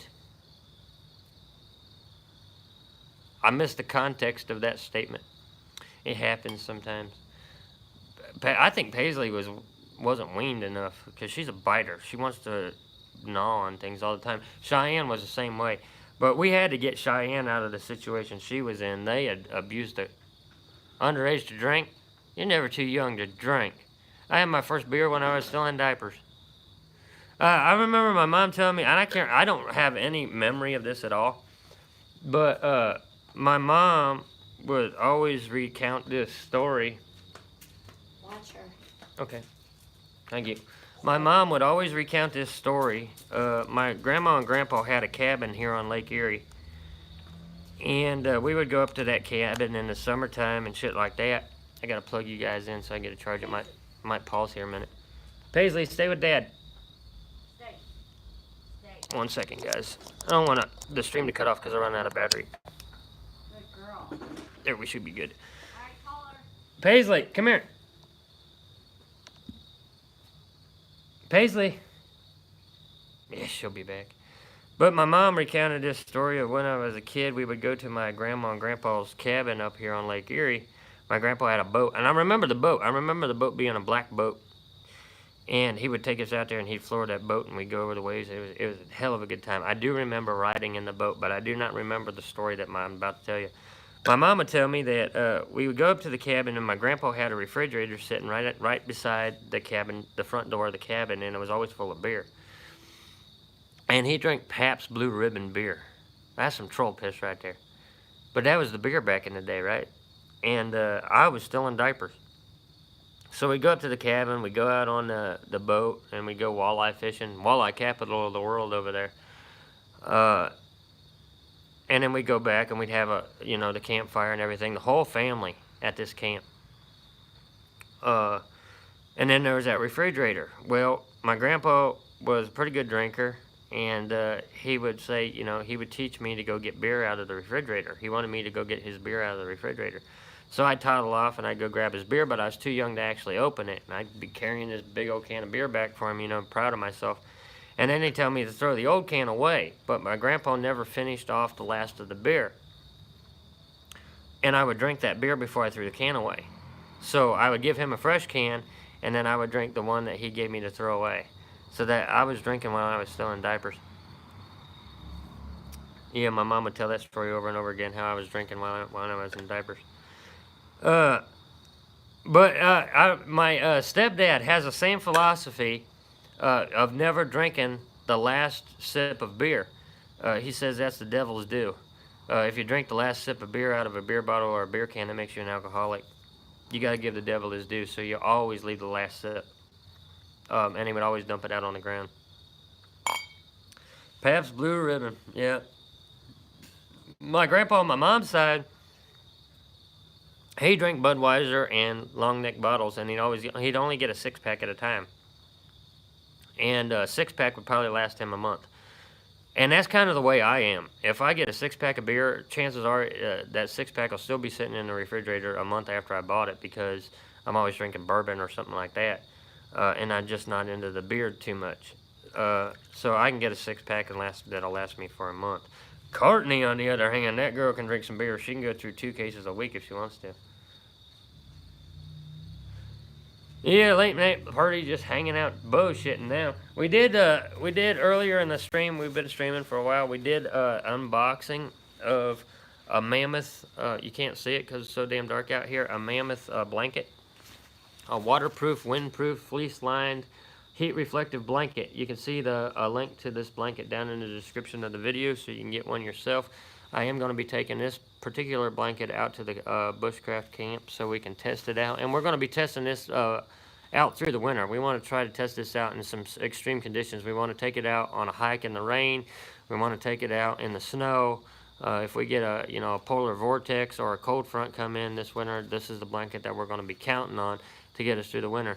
I got a field test. That's the deal that I got with this. The company got a hold of me and said, "Hey, husband, we want you to field test this piece of kit." So this is the new piece of kit that I'll be field testing. Fleece liner, ripstop nylon outside, and the core of the blanket is radiant heat reflective, so it reflects your body heat back onto you. It's waterproof. It's windproof. It's an all-in-one blanket, and the motherfucker is huge. It's kind of lightweight. It's just over 4 pounds. It's not going to weigh much more than a bivvy or your standard winter-style sleeping bag. You can always attach it to the bottom of your pack. It's not going to fit inside the back of a backpack. It's not as small as, say, a 10 by 10 ripstop nylon tarp. The thing is heavy. It's like having a bulletproof blanket over top of you. I mean, this blast-proof blanket. This thing is huge.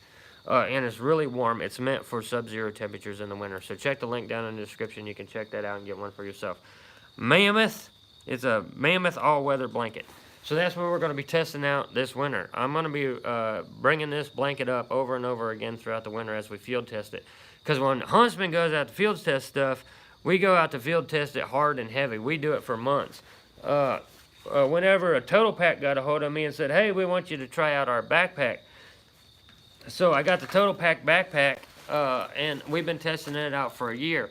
So whenever I agreed to test this pack out, I said, I'm going to beat the shit out of it.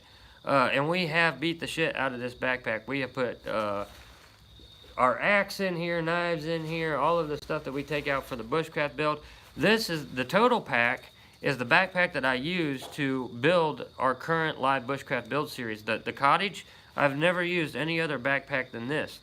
And whenever it comes to the Cottage and the gear, everybody's looking at this Cottage now that it's almost done and saying this is an impressive piece of shit, right? The Cottage is beautiful because it's a hybrid of stone and wood on that Cottage. But to be honest, guys, whenever it comes to the Cottage build, I've used 2 primary pieces of gear to build this Cottage. I used a cheap-ass folding saw. This is the folding saw that I used to build the Cottage. Nothing other than that folding saw. I used a Bushcraft knife, a full carbon blade, Scandi grind knife that was made by Charles Hoffman. Charles Hoffman forged this blade, and it was the 4th knife that Charles Hoffman created. Black pearl handle, silver pins, full carbon blade with a Scandi grind. This has been the official knife of the Huntsman series ever since I won it in a contest. I didn't pay a dime for the knife. So, this is the knife that I used to build the cottage. And the wiki up before it. We built other camps. So, I got this knife. I got a cheap-ass $10 folding saw. These were the 2 primary pieces of gear that I used to build that cottage, and I haven't carried anything else out with me. Hey, Budget, thanks for stopping by. So, a cheap folding saw, $10 folding saw, nothing fancy about it. And it's cut all of the wood that we needed for our cottage build. The Black Pearl Handle Bushcraft official knife created by Charles Hoffman, who is the founder of Deep Woods Bushcraft and Survival, the Facebook group. He was giving these knives away in a contest. I happened to win this in a contest, so I didn't pay a dime for the knife. And that knife has seen me through some shit over the past year. And I've never had to sharpen it.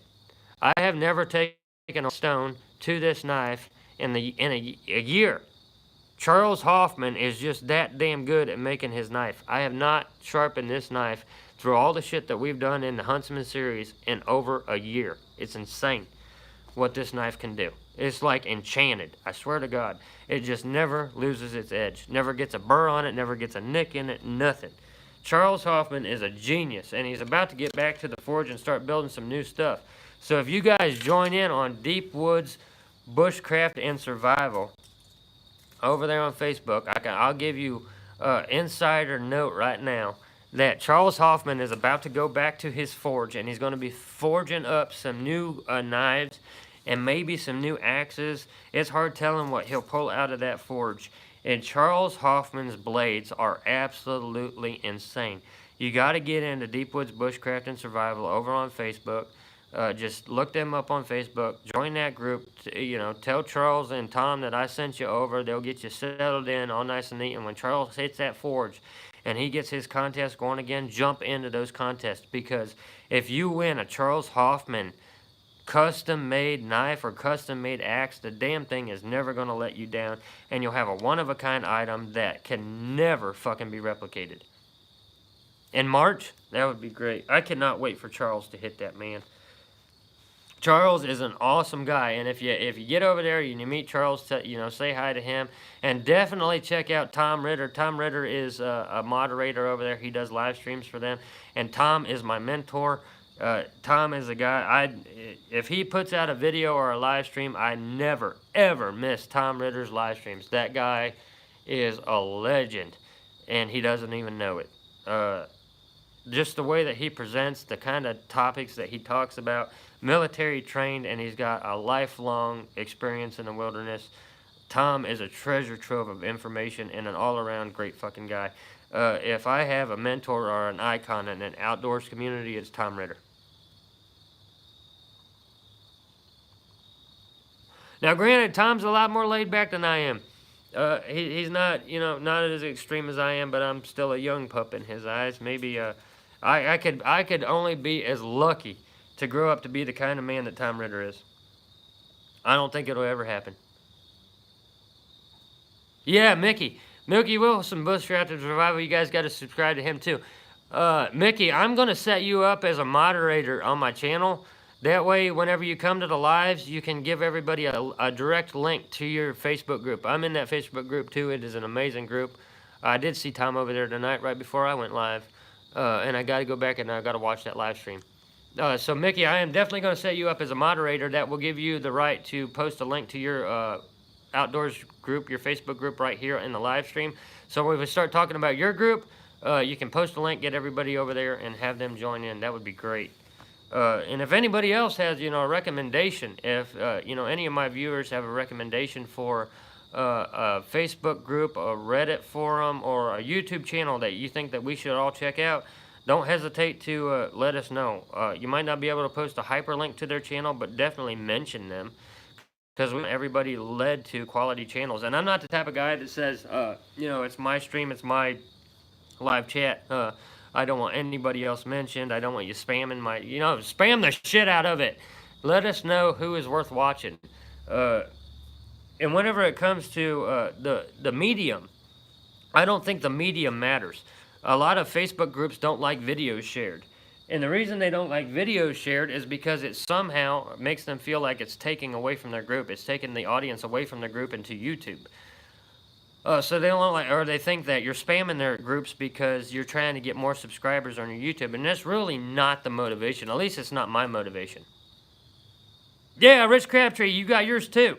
We got to get that Bushcraft connection. They got a Facebook group. Oh man, no, Mike, we are drinking Midnight Moon moonshine. We upgraded from the beer tonight. We're drinking moonshine here tonight. This is my third glass of moonshine. Actually, I'm feeling a little buzzed. Yeah, definitely mention your Facebook groups.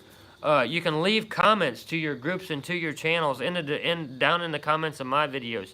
I will approve anybody that plugs their channel on my channel. I will approve anybody that plugs their Facebook group or their channel on Huntsman Backwoods Brotherhood, which is a Facebook group, or on the Huntsman Outdoors page. If you guys need a shout out, you need to get connected with other people, man, let me know. Get a hold of me, whether it's through the channel or through Gmail or whatever. Let me know and we'll get everybody connected and linked up. Okay. Yeah, I'm all about networking. So there's no moderation. If you join the Huntsman Backwoods Brotherhood, there's no moderation on that group, and it's a public group so everybody can see everything. If you post a link to your Facebook group or to your YouTube channel on Huntsman Backwoods Brotherhood, everybody in the world can see that. If you post a link to your Facebook group or your Facebook channel on Huntsman Outdoors, the Facebook page, I'll make sure that that's approved and everybody in the world can see it. We want exposure. We want to network. We want everybody to have as many resources as possible. I try to share as many places as I can, but I got a lot of Facebook groups that are shutting me down because I post primarily videos. They don't like that media. They don't like that type of media. They want everything in pictures and written out.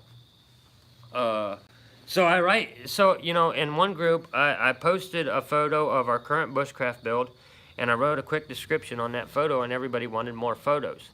And I had like over 100 likes and 3 or 4 dozen comments on that one photo, and everybody was saying, where's the videos at? We want to see this thing. We want to see more. We want to see more. So I post a link to the channel, and then all of a sudden it's wrong. You know, the moderator contacted me privately and says, please don't post link to your videos. Why not? Everybody in your group wanted to see the videos. They wanted to see the thing going up. They wanted to see the actual build, you know, not just photos of it. So, you know, you kind of got that. You got mods that'll allow you, and group owners that allow you to share videos, and you got others that will just block you from the get. As soon as you join, you're moderated. I don't moderate shit, and I don't expect to be moderated. If you get a guy like me in your group, the last fucking thing you want to do is have my messages pending. Because I'm going to bring content to your group or to your forum that nobody else is going to bring. So that's what, you know, I joke around saying I'm an international icon and a national treasure, because the kind of content that I'm bringing is content. It's new, it's fresh, it's different. It's not for everybody, but it's not something that you've ever seen anywhere else either. So if you get guys like me in your group or on your forum or on your Facebook page, we're the last type of people you want to block, because we're what's going to fucking make or break you. Because we're not cookie cutter, and I'm not alone. There's other guys that are breaking away from the mold too. They're trying to be different. They want to be different. They want to network. I'm not possessive. I'm not territorial over my Facebook page or my Facebook group or anything. I want you to network. I want you to get in touch with people that might tell you something that I can't.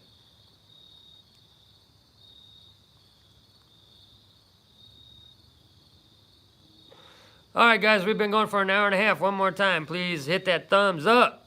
Share this out on Facebook, Twitter, wherever you can. Let everybody know that we're live streaming. We'll go a little bit longer because Huntsman still has a little bit of moonshine to go through.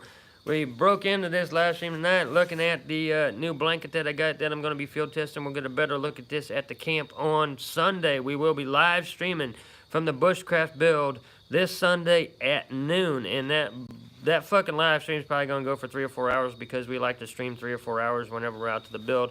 A lot of it's going to be hangout, because whenever Dixie may get...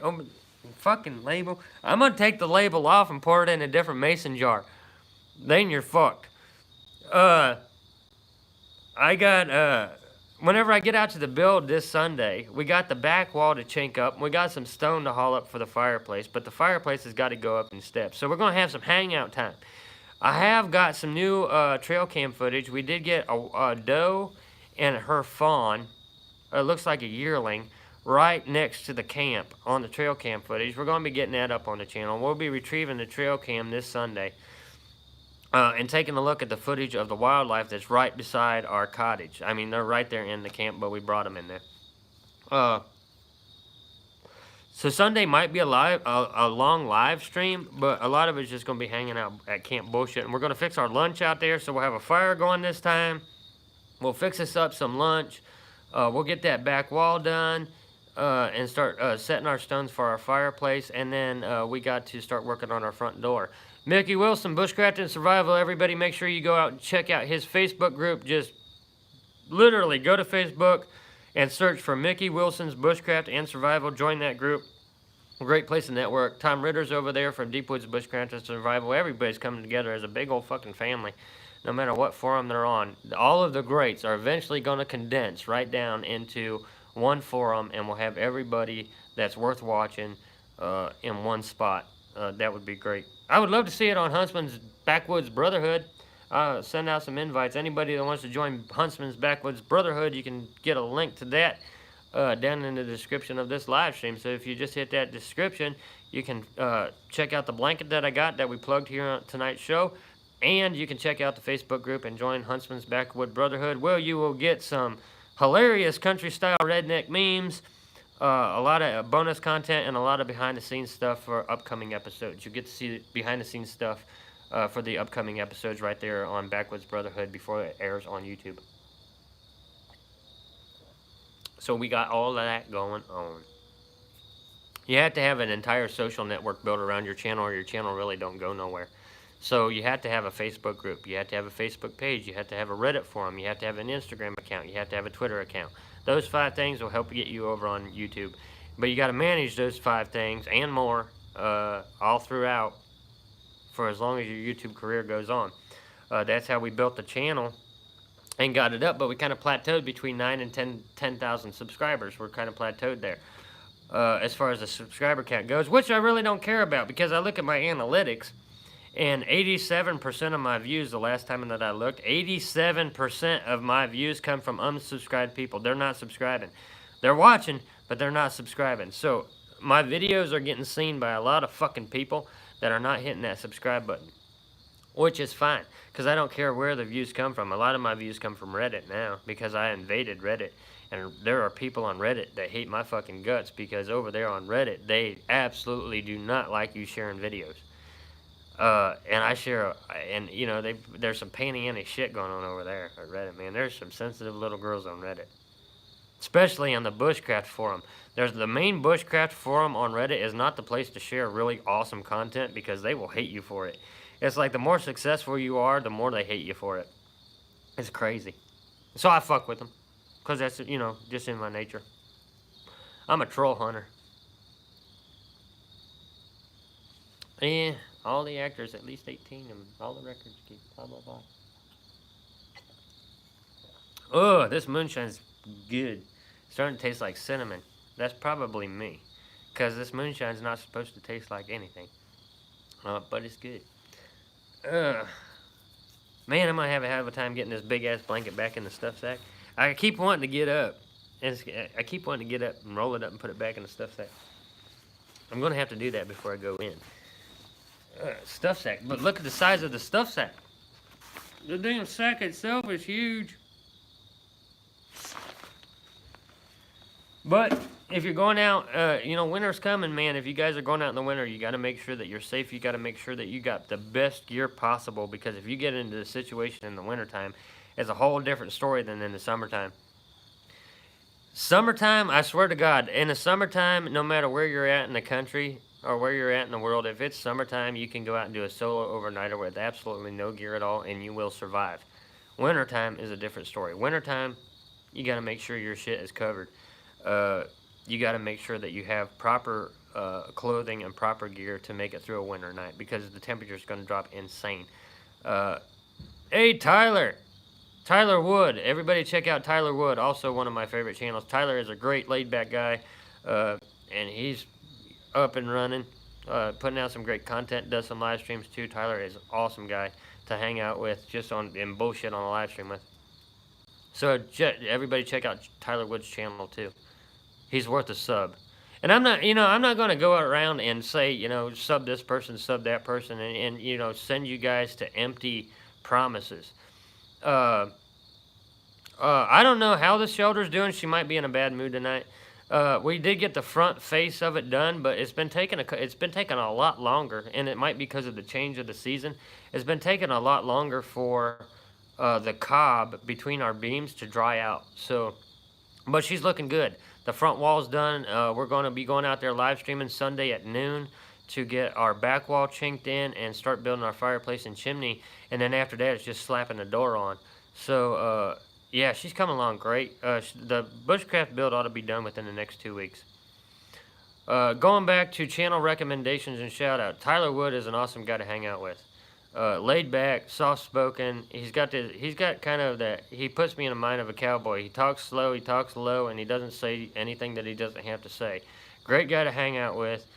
Great channel to subscribe to and help him get over, because everybody's trying to get over. We got some big competitors, guys, and I made my reputation off of taking off the big guys who have sold out. But there are a lot of new guys coming into the picture that has the same philosophy that I do. We want no bullshit content.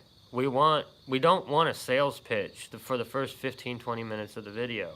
We don't want a bushcraft wilderness survival video starting off with, this fishing trip was sponsored by Squarespace. Get to the fucking shit already, son. I understand that you have to make money because you don't want to work a man's job, but get to the fucking content that we came to see. If you're going to sell out, and if you're going to whore out the outdoors, and whore out the wild, and whore out your YouTube channel to sponsors trying to turn this shit into a career, at least put the fucking commercial at the end of the video. Say, even at the beginning of the video, you say, stay tuned for the end of the video for a special message from our sponsors. Don't start your fucking video off with it, because you already pissed me off. And if you piss off Huntsman, like little Joey Robinette does, or TA Outdoors does, or any of these other big bushcrafters that everybody goes around kissing their asses and sucking their dicks no matter what they say or do, if you piss off Huntsman, Huntsman's going to say something about it on his channel, and there ain't nothing you can do about it. Put that shit at the end of your video. I love watching TA Outdoors. That motherfucker can play with his woody all fucking day long and never get off. But he's a good guy. I love watching TA Outdoors builds.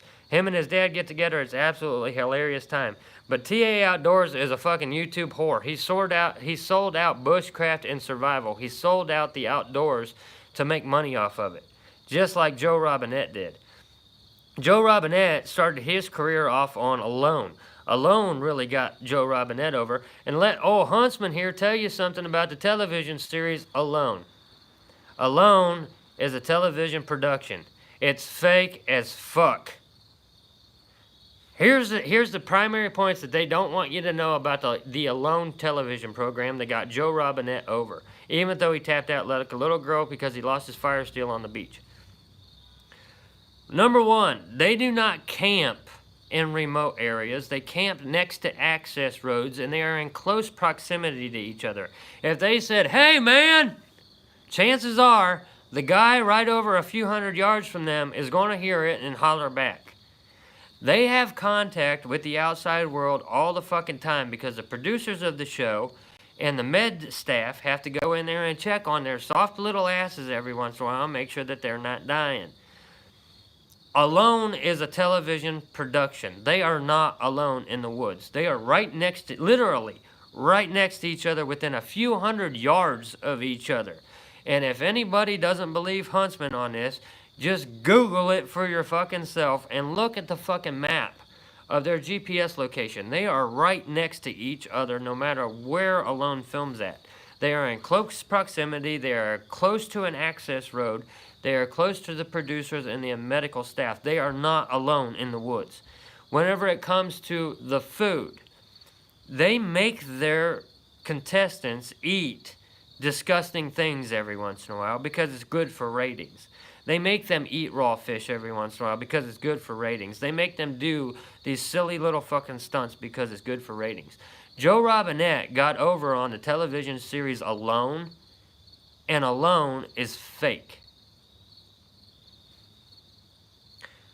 Alone is a fake wilderness survival experience. It's set up to look like wilderness survival, but it ain't.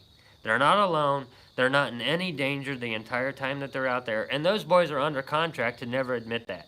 So legally, they cannot admit that they got paid to go to a pre-established site, stay within range of each other, and film this fucking show. And everybody fucking falls for it left and right. Like it's a fucking religion.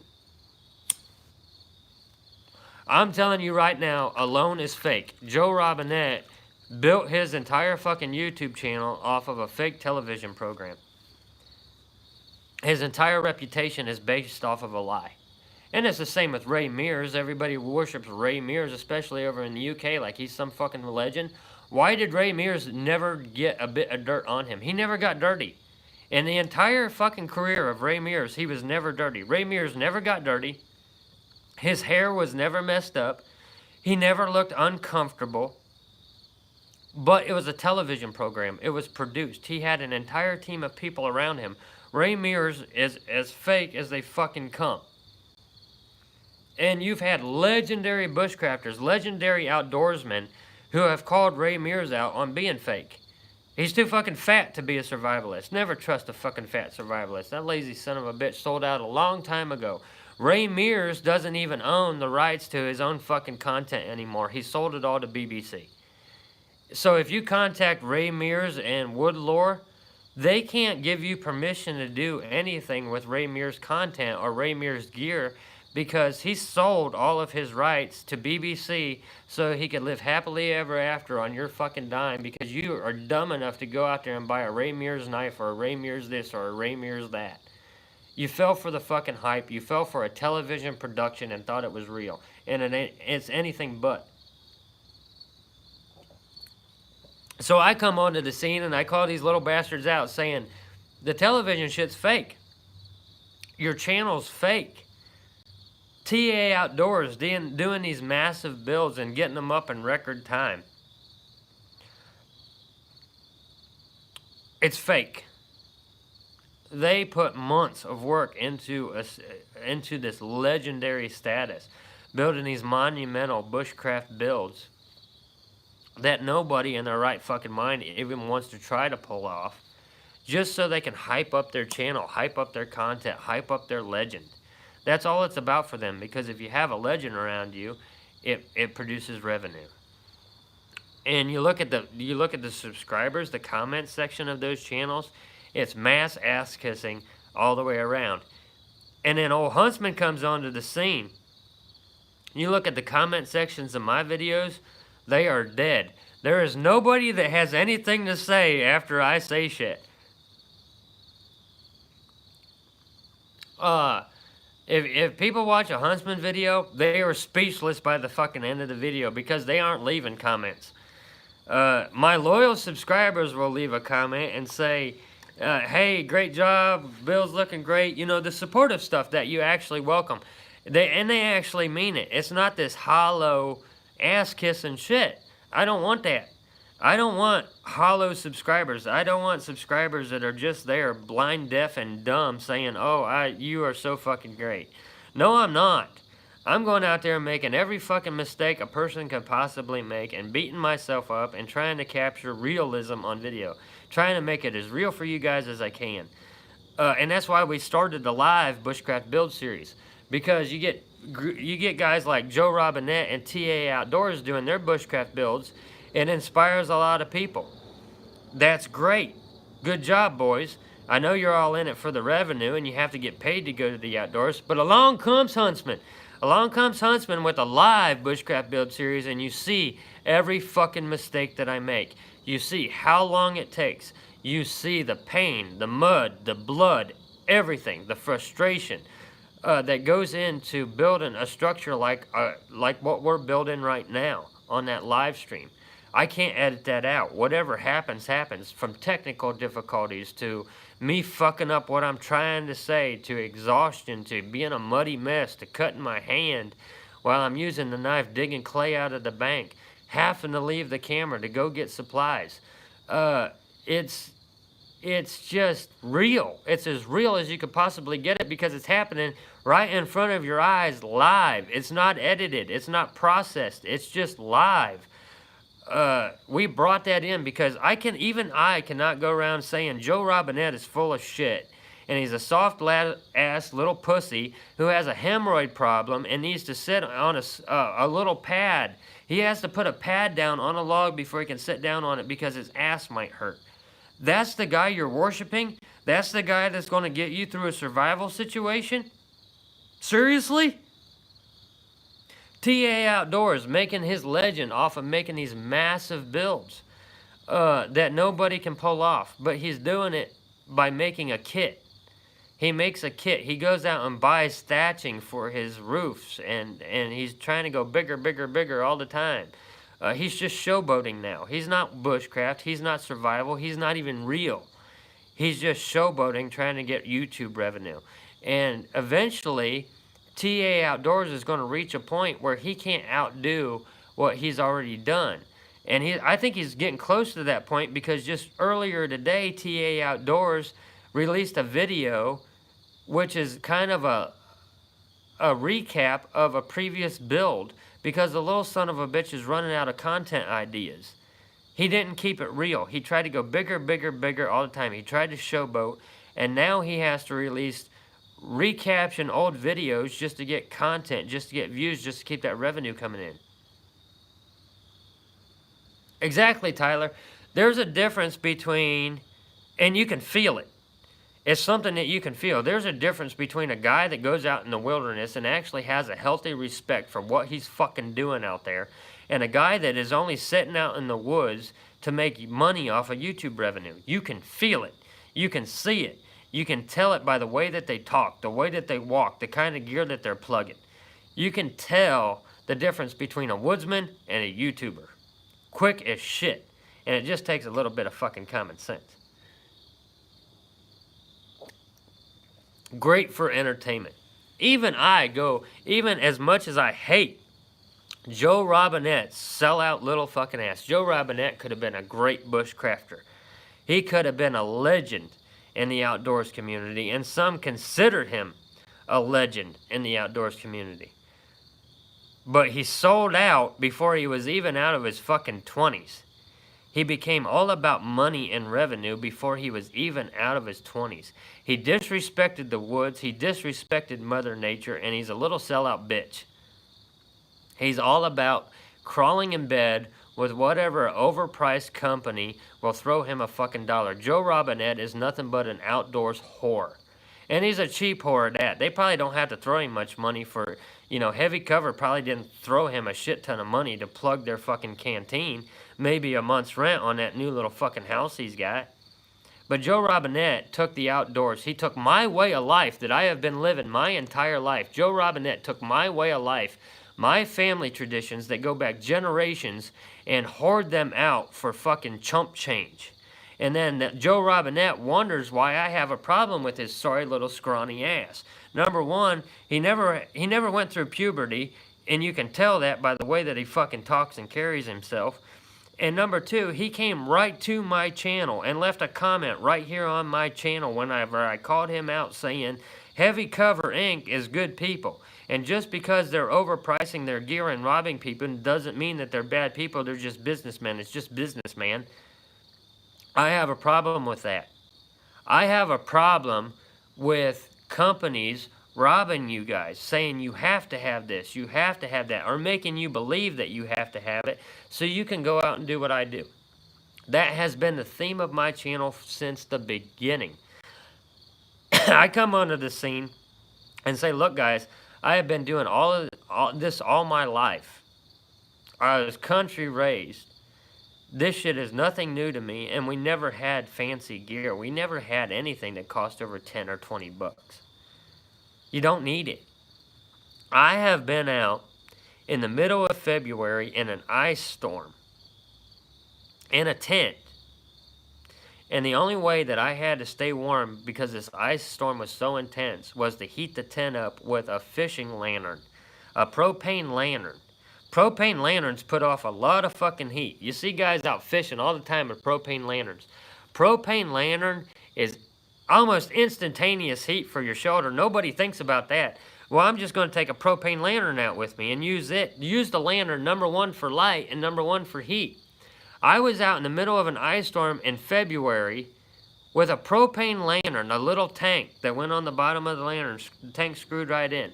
Heated up my tent with this propane lantern, turned down as low as it would go to save the fuel. Wrapped it in aluminum foil so I could sleep. I didn't have all that bright light, but I had the heat. And made it through a February ice storm with nothing. No campfire, no wood processing scene, just a fucking Coleman lantern. Yeah, little cloth bulbs. Pain in the ass when they tear and you have to replace them. They're very delicate. But a propane lantern, well, if I was to take a propane lantern out to the Bushcraft build right now, even with the big ass fucking gap from the fireplace in there, I could heat that cottage up with a propane lantern. Now, granted, eventually I'm going to run out of propane, and I have a steady supply of wood everywhere because I'm in the fucking woods. But for a solo overnighter, why the fuck is nobody going out with a tent? Why do you have to go out and build a bushcraft shelter? Go out with a fucking tent. Go out with a tarp and fold it into a tent. Why is nobody in the bushcraft community using tents? You're going out there trying to teach wilderness survival. You got all of this expensive ass gear. You have a fucking canteen, a heavy cover titanium canteen that costs $350 fucking dollars, but you can't go out and spend $50 on a fucking pup tent? A one-person tent and sleep in that son of a bitch?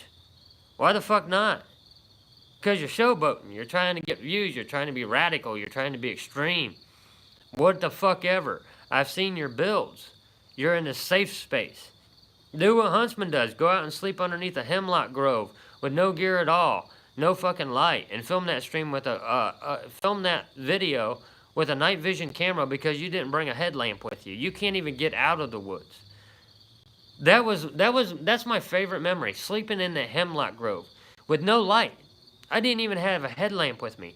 I had a night vision camera to film that video.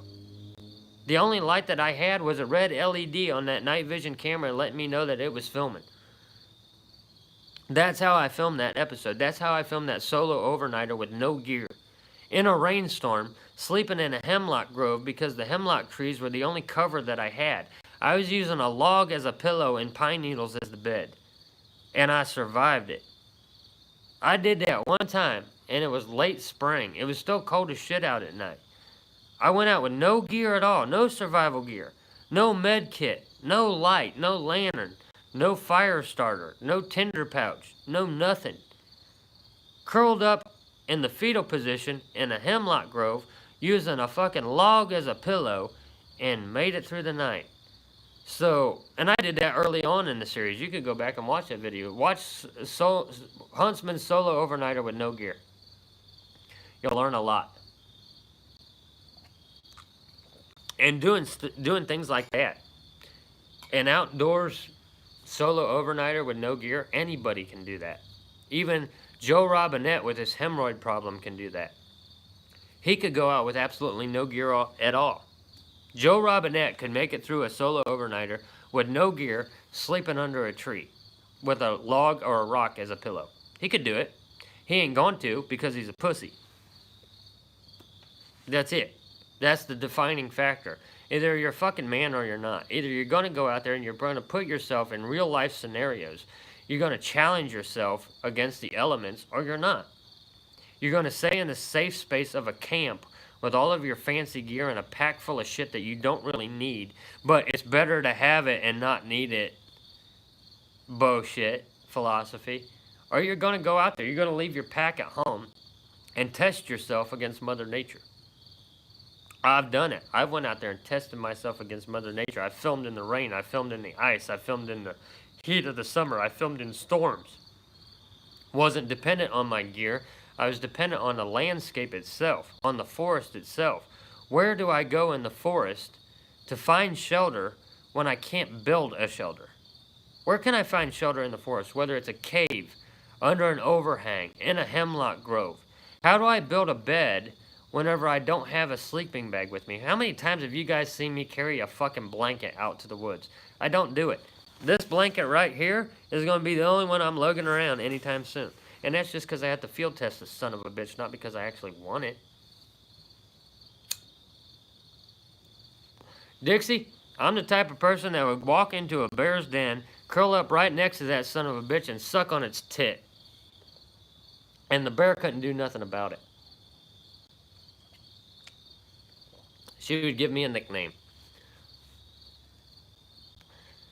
Solo overnighters with no gear is no challenge for anybody. Anybody, even a new person, can go out with absolutely no gear. Leave your knife, leave your axe, leave your saw, leave your fire starter at home, and just go sit in the woods for a night. You will survive. Hey, Tyler, thanks for stopping by, man. If you're going live in a couple of minutes and you're live whenever I stop streaming, I'll make sure I stop by. Everybody go check out Tyler Woods. Subscribe to his channel. He's about to go live, so if you get bored with Huntsman ranting and raving about Joe Robinette's hemorrhoid-infested pussy ass, you can always go over to Tyler Woods. He's a lot more laid back than I am, a little bit more PG-13, and not so offensive. Huntsman's been drinking moonshine all night, so you never know what the fuck I'm going to say from 1 minute to the next. I did come out here tonight.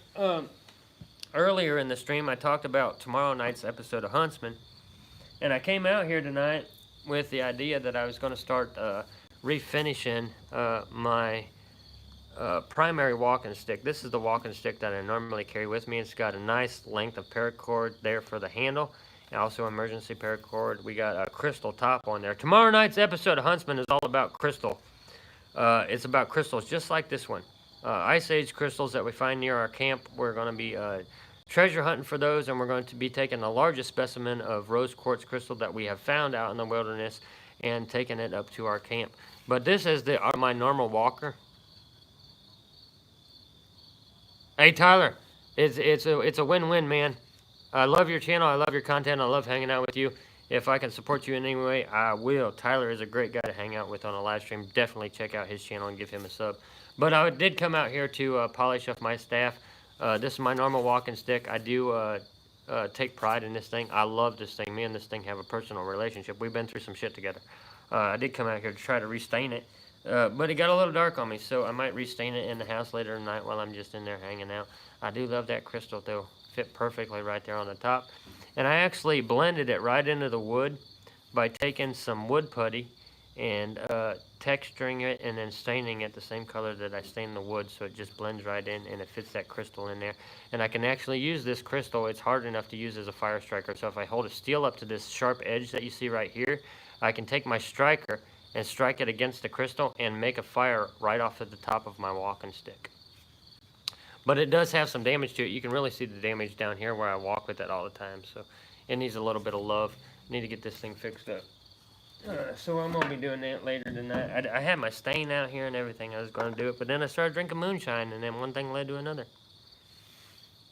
That's how it happens on the Huntsman live stream. Sometimes you do not know what the fuck is going to happen from 1 minute to the next. Neither do I. 1 second, guys.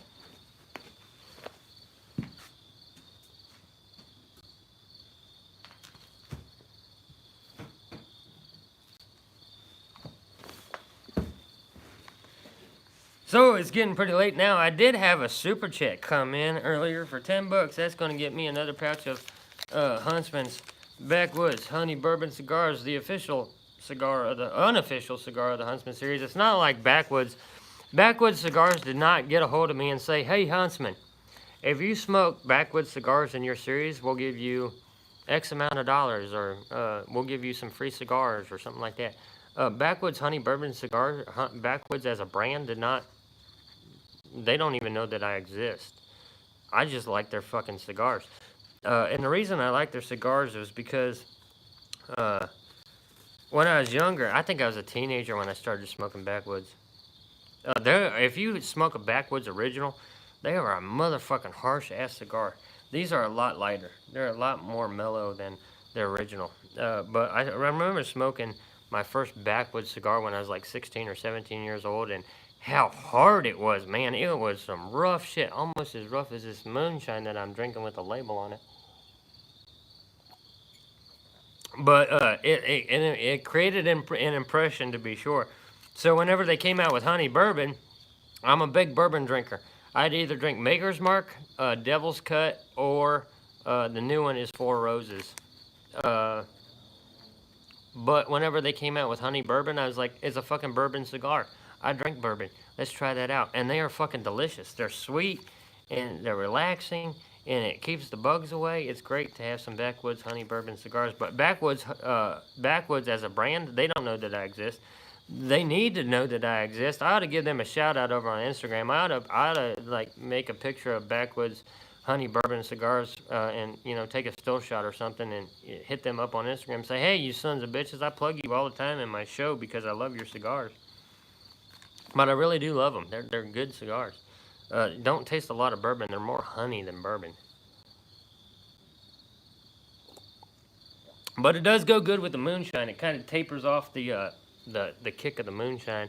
And I am drinking my moonshine out of the official Huntsman. You can almost see the Huntsman right there lit up. Bourbon rock bottom glass that has the map of the area that I film in on it. So up here is Lake Erie, and this all down through here is a map of the area where I filmed the Huntsman series right there on my drinking glass. And there you can see Huntsman etched right into the side of the glass. My wife got this for me whenever I started the YouTube channel. So I have some memorabilia from the Huntsman series that'll be around long after I quit filming. And the day will come, guys. That's the inevitability of having a YouTube channel.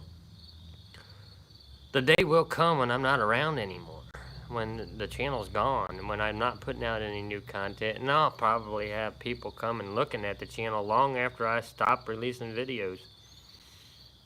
I hope that I do. I hope that I was so different than everybody else that my channel's worth watching, that it's entertaining. And if you look at the Huntsman playlist, the regular Friday night episodes, that's an episodic thing. You can watch Huntsman from the very first video to the latest video, and it's an ongoing story. The entire playlist is one story. One video leads right into the next. It's not standalone videos. We have a lot of content on the channel, but you stop loving. I know that song. Man, Dixie, you just almost changed my mood. But my channel is episodic. If you could watch Huntsman, the series, from beginning to end, and it's one ongoing story. One adventure led to another. It's evolutionary like that. We started off in one location. We moved to another, and another, and another.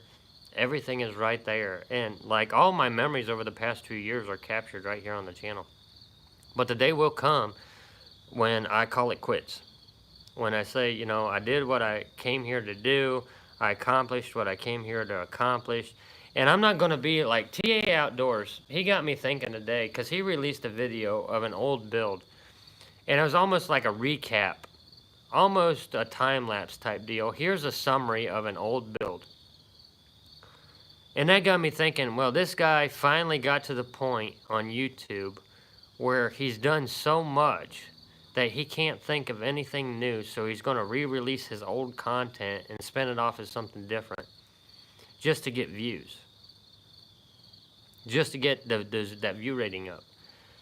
If I ever get to the point where I can't come up with anything new, where the story seems to stop, I'm going to quit. I'm not going to keep this going forever. I don't intend to make a career off of this. I'm not going to be around for 10 years like Outlaw, even though I love him.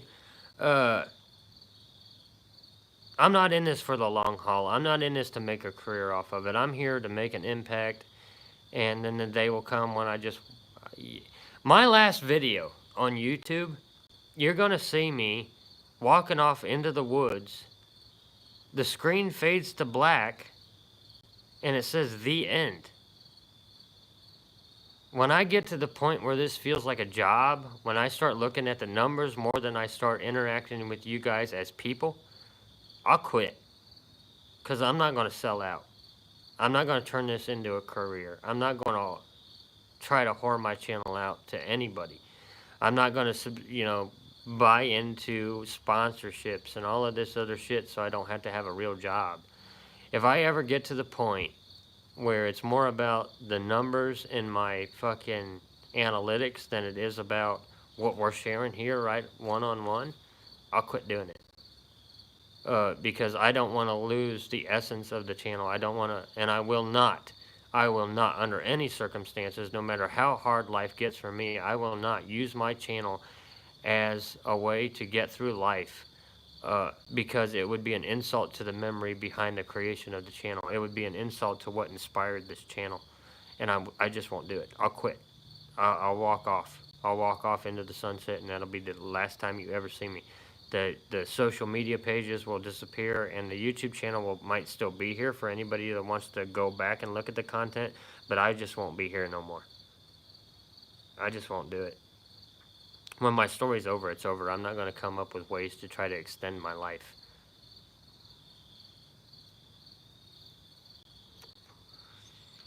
I'm not going to be, I'm not even going to be like Moors. I'm not going to be that guy that is so fucking old that he can't actually get out into the woods anymore, but he's sitting at these little conventions and stuff like that giving lectures. I'm not going to be that guy. The day will come when the story behind the Huntsman channel is over, and I just disappear. 1 minute I'm there, and the next I'm not. That's going to be the end of the Huntsman series. The end. Fade to black. That's it. No more. I just don't come back the next week, and I don't come back the week after that, and everybody will say, well, maybe he just took a break. Maybe he's on hiatus. No. The end meant the end. That day will come. And whenever I go out, it'll be fucking epic. But, it's a long time coming. We got a lot more to do. We got a lot more to experience. We got a lot more lessons to teach. We got a lot more to share before we get to that point. Probably a few more builds and a few more adventures, a lot more hunting. And we are going to get into the hunting on the channel. That comes up in October. I'm waiting for the weather to cool down a little bit, waiting for that initial first wave of bow hunters to get out of the area. They already tagged out and they're happy. We are going to be going out on bow hunting soon.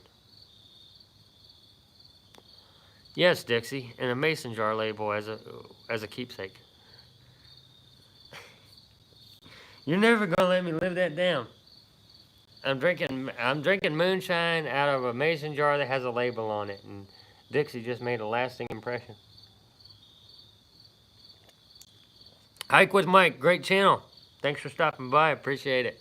Please hit that thumbs up, share it out on Facebook, Twitter, anywhere you can. Let everybody know that we're live streaming right now. We've gone up and down on people in this live stream.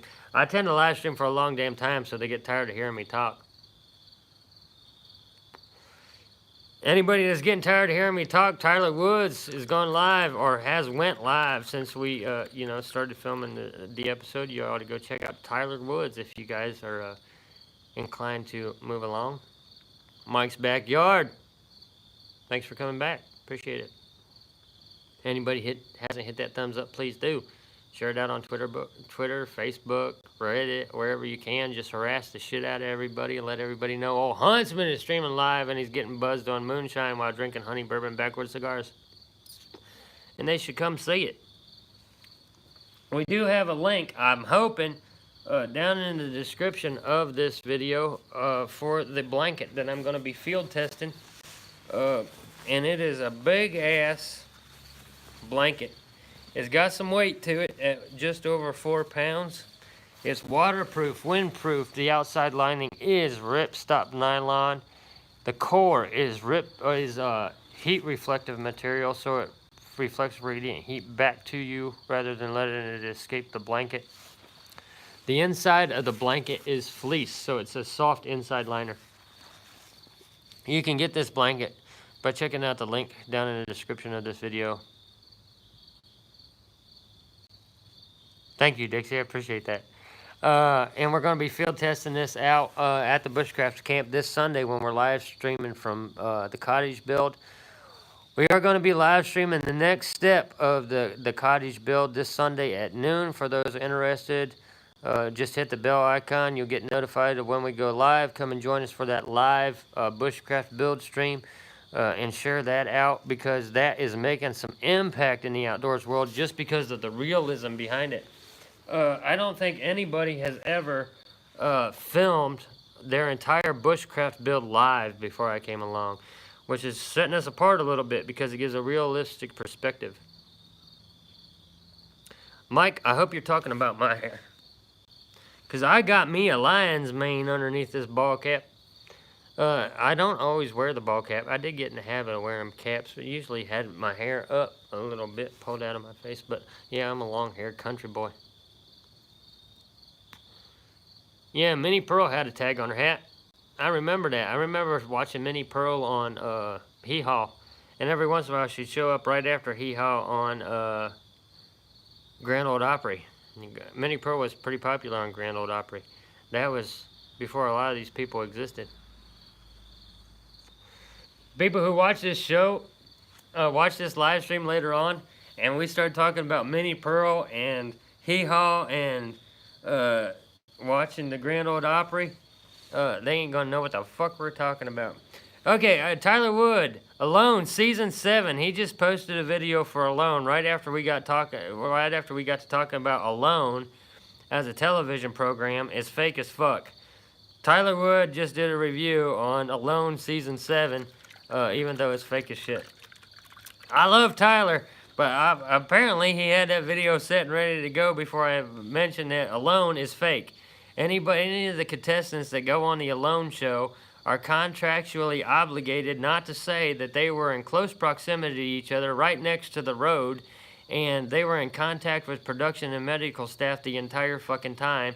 And even whenever they had to eat raw fish or some stunt like that, it was fake. The producers told them, we need you to eat a piece of raw fish for this video clip so we can get ratings. Alone is a fake television program. Anybody who watches television produced shit, you gotta realize that it's scripted, at least to some level. Producers have a heavy influence on how that all plays out. They have to produce that in such a way as to create drama and keep you guys watching. That is the basis of their success. They're in it to make money, and that's it, and that's all. And if you fall for it, that's fine. If you're a fan, I apologize for popping your bubble, but Alone as a television show is fake. Watching Ray Mears on television is fake. Ray Mears never got dirty. He never had a fucking hair out of place on his fat little fucking head, and there's a reason for that. Huntsman Outdoors, whenever we go live out at the Bushcraft build, that is not fake. We can't edit that out. Hoarders, I don't think they fake hoarders. I really don't think they fake hoarders, because that is some disgusting shit.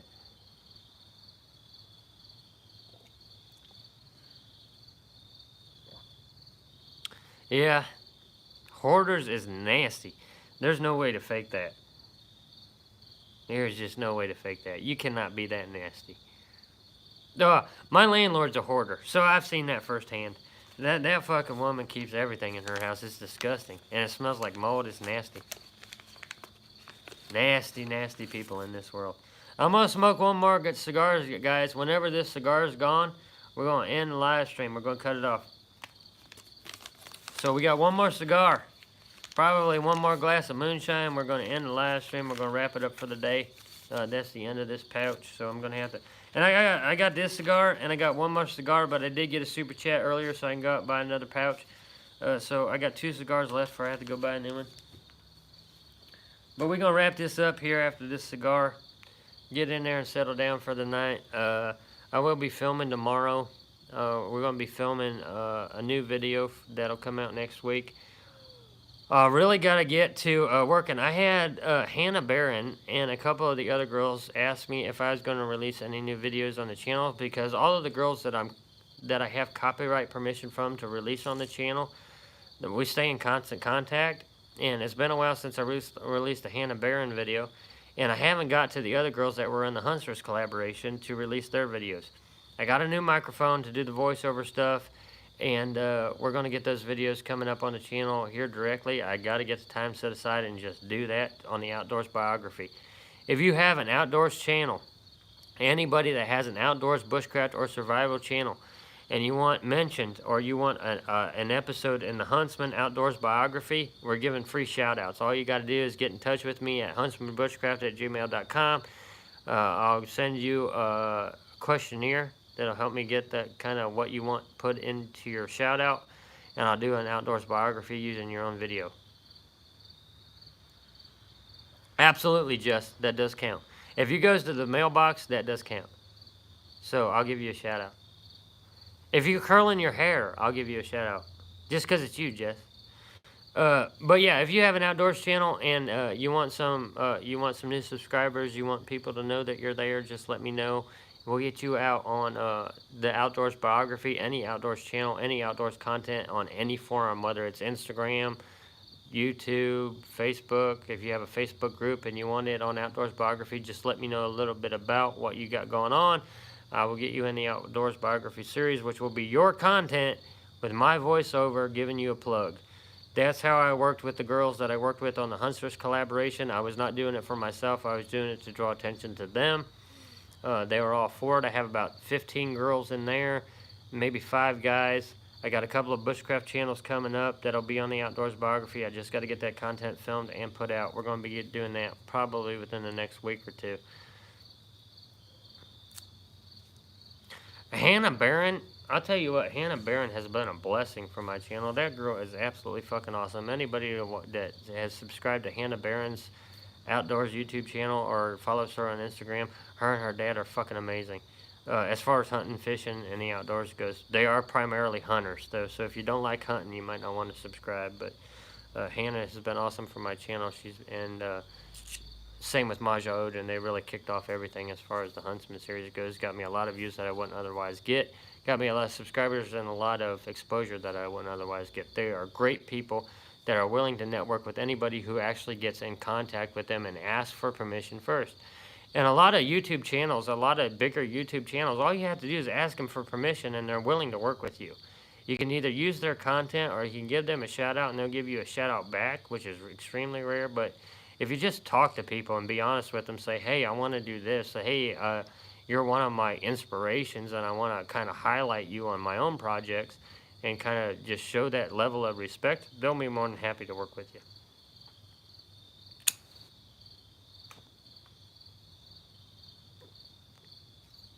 You just got to ask first. Don't put anything out there that you don't have permission to use, because that just gets you in trouble. That was the last sip of moonshine, and I just lit a fresh cigar, so guess what? We're going to have one more glass of... Hey! There's a label on that mason jar. But we're going to have one more glass of moonshine, smoke the cigar, and we're going to be wrapping it up for the evening. I do appreciate that super chat that will help support the channel and my backwoods honey bourbon cigars habit. There, I just got another notification for Tyler on Alone, whatever fucking season they're on. I think they're on season 7. I hope I didn't offend Tyler or burst his bubble whenever I let him know that Alone was fake and he's worshiping the wrong kind of people. Like, they're producing that show to get ratings and to make money. So they're going to make it dramatic as they can. They're going to make it look as dramatic as they can, while being in close proximity and in constant contact with people the entire time.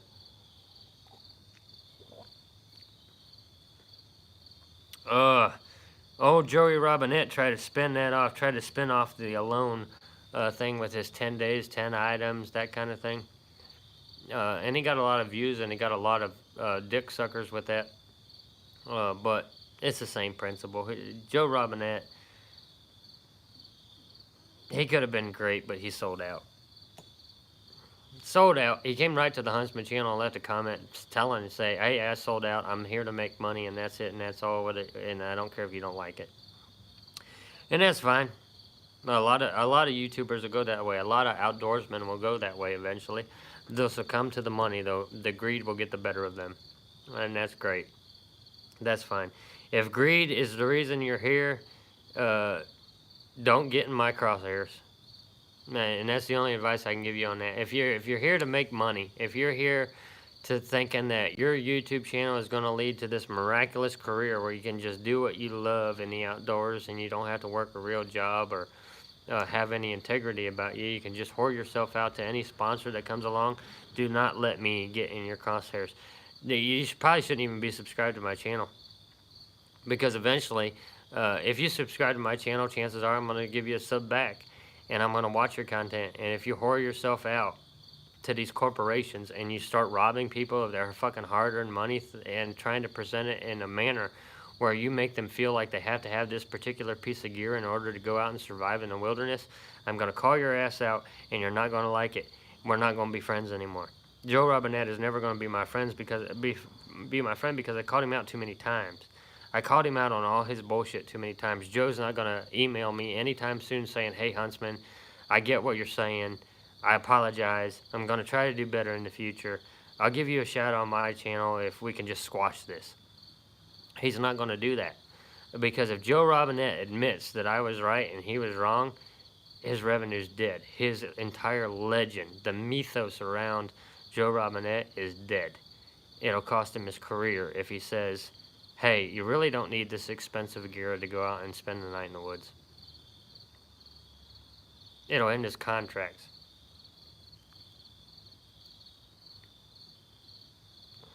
Joe Robinette is to a point in his career where he can't admit the truth. He can't admit what really happened on a loan. He can't admit that he's in bed with companies that are trying to rob you of your money. But he is willing to admit that he has a hemorrhoid problem and he has to use a sit pad in order to sit down on a log while he's out in the woods. Otherwise, his little ass hurts. That's the guy that you're looking to for survival advice.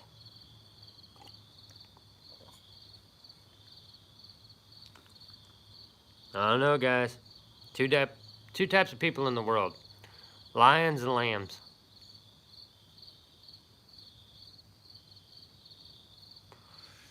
Maybe I've had too much moonshine tonight.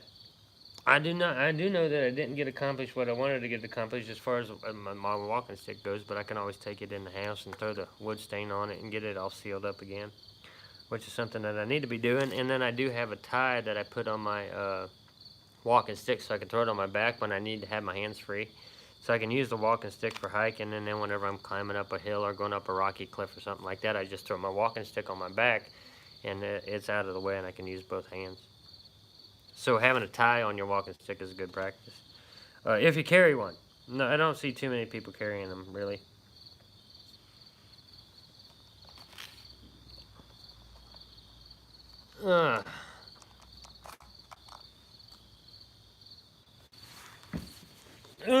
I stood up, Dixie. I've had like 5 or 6 glasses of moonshine tonight. Just during this live stream. I wasn't drinking before the live stream. I will go on record to say that I didn't have anything to drink except coffee before the live stream. But since we've been live streaming, within like 2 hours, I've had like 5 glasses of moonshine.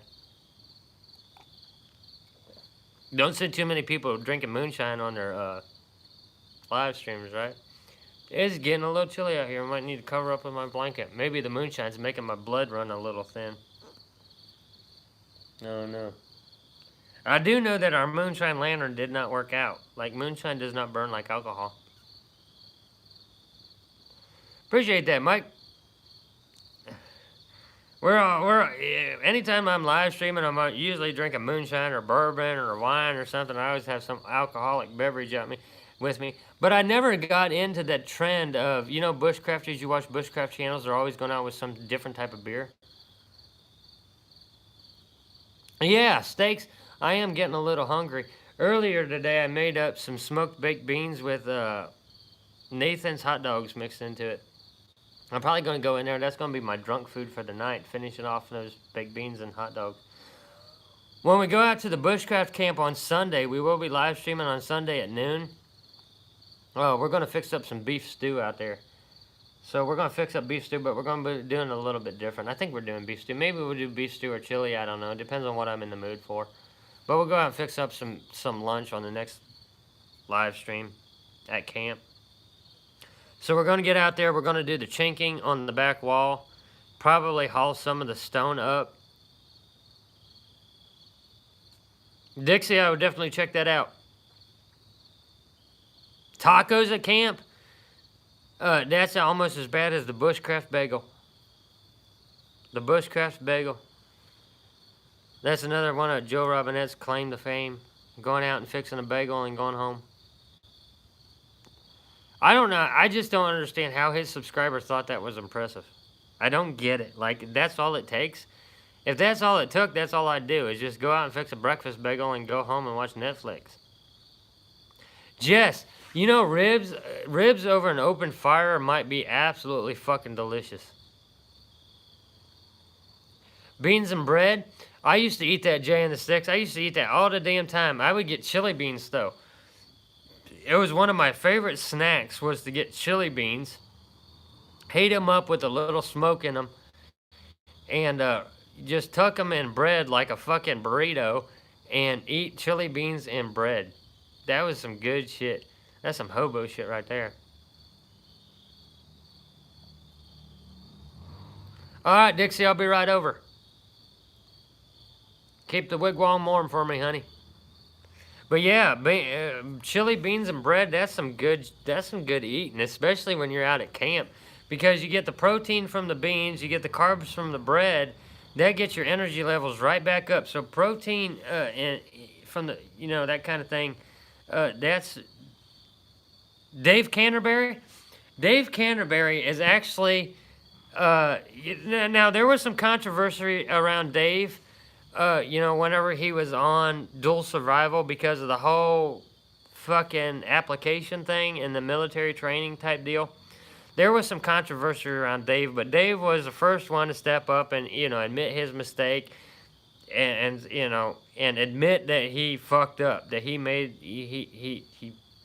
conned everybody, really. But Dave, I know Dave outside of all, I know Dave Canterbury outside of all of the glitz and glamour, outside of the television show, outside of his own YouTube channel. I know Dave one-on-one on Instagram. I talk to a lot of my contacts through Instagram. If you want to follow me on Instagram, links down in the video, the description of the video. It's Huntsman Original _original. You can follow me on Instagram. You get a lot of shots from the woods and camp back there. But I contact a lot of people through Instagram. I met Jeff Barron on Instagram, and after I started following Jeff, then I met Hannah. And after I met Hannah and I seen her content, I said, "Hey Hannah, I really want to work with you, do something." So Hannah just gave me copyright permission to use her content or give her a plug every once in a while, and we sort of have that exchange. My subscribers join her crew. Her subscribers join my crew. It's an equal trade. But I was respectful enough to ask for permission before I actually fucking did it. You know what I mean? That's the difference. And I have had others like Courtney Sweener Smith, sportswoman Courtney. Beautiful girl, great hunter, always in the outdoors. She has great content, but whenever she saw my content, she said, you know, I really don't think that what you got going on matches with my brand. So I still talk to Courtney. I still, you know, follow Courtney, her YouTube channel and her Facebook page, but I cannot put Courtney Smith on the Huntsman channel, even in the Huntsman Outdoors biography, because she said no. Oh yeah, she does. Hannah's fucking amazing. But then you get Hannah. I messaged her and I said, "Hey Hannah, you really inspired, you know, a lot of what I got going on. Can I use your channel and give you a plug?" And she's like, "Fuck yeah, go do it." And that was the only thing she said. And then whenever it came to Gmail, you know, it was a proper contract where I can use Hannah Barron's content on my channel. And it's the same with Allie from Alabama. She gave me permission. But Allie Outdoors, which is a similar channel, does a similar thing, said no. So sometimes you get outdoorsmen or outdoors women who say, you know, I really don't think what you got going on aligns with my brand, or I'm under a certain contract with a certain company and I can't give you permission to use any of my content because they're giving me money to produce my content. So you got to be able to accept the rejection. You got to say, okay, I understand, and just leave it alone. They might inspire you. They might be some of your favorite outdoors people, but you can't mention them on your channel. You can't use their content on your channel. You can't give them a shout out or anything. They're doing fine anyway. The people that inspire you, the people that motivate you, if you contact them directly, yeah, they might give you permission. They might not. It just depends on what they got going on. It depends on their reasoning for being in the outdoors. Like Courtney Sweener Smith, she is an amazing woman. She's very polite. But Courtney, outside of her sweet little face and her outdoors thing, she's a businesswoman. To the core, she's a businesswoman, and she is here to make money. That's it, and that's all. So she spun this little thing where she's a hunter, and she's going out hunting and doing all of this thing, and that's her outdoors gig. But the only reason she does it is to get sponsors and to get money. That's how she's paying her way through life. So whenever Courtney came at me and said, you know, I can't, my brand won't allow me to plug you on my channel, or plug me on your channel, or you can't mention me on your channel, or I'd rather not work with you, it's because she's in it to make money. It's because she's under contract. So networking with people is a good way to weed out who is out here for money and who is out here just for the sole purpose of being out here. But at the same point in time, whenever I went to Hidden Woodsman, whenever I first started the channel, and I said, hey, Malcolm, I'm starting this channel. You are a huge inspiration for the channel. I like the design of your gear. Can I use some of your video content to give you a shout out in the very first Bushcraft kind of like highlight reel, where we took some of the top bushcrafters in the world and gave them props before we started the channel. Malcolm was all about, hey man, that'd be great. I appreciate it. I appreciate the shout out. Malcolm was all for working with the Huntsman channel. And Malcolm is a great guy. If you get in contact with Malcolm, whether it's through Gmail or whatever, Malcolm will work with you to promote your channel. He will say, hey, you can use my content, you can use my gear to promote your channel. But what Malcolm will not do is send you free gear unless you have 1 million plus subscribers, where he's going to get that fucking money back.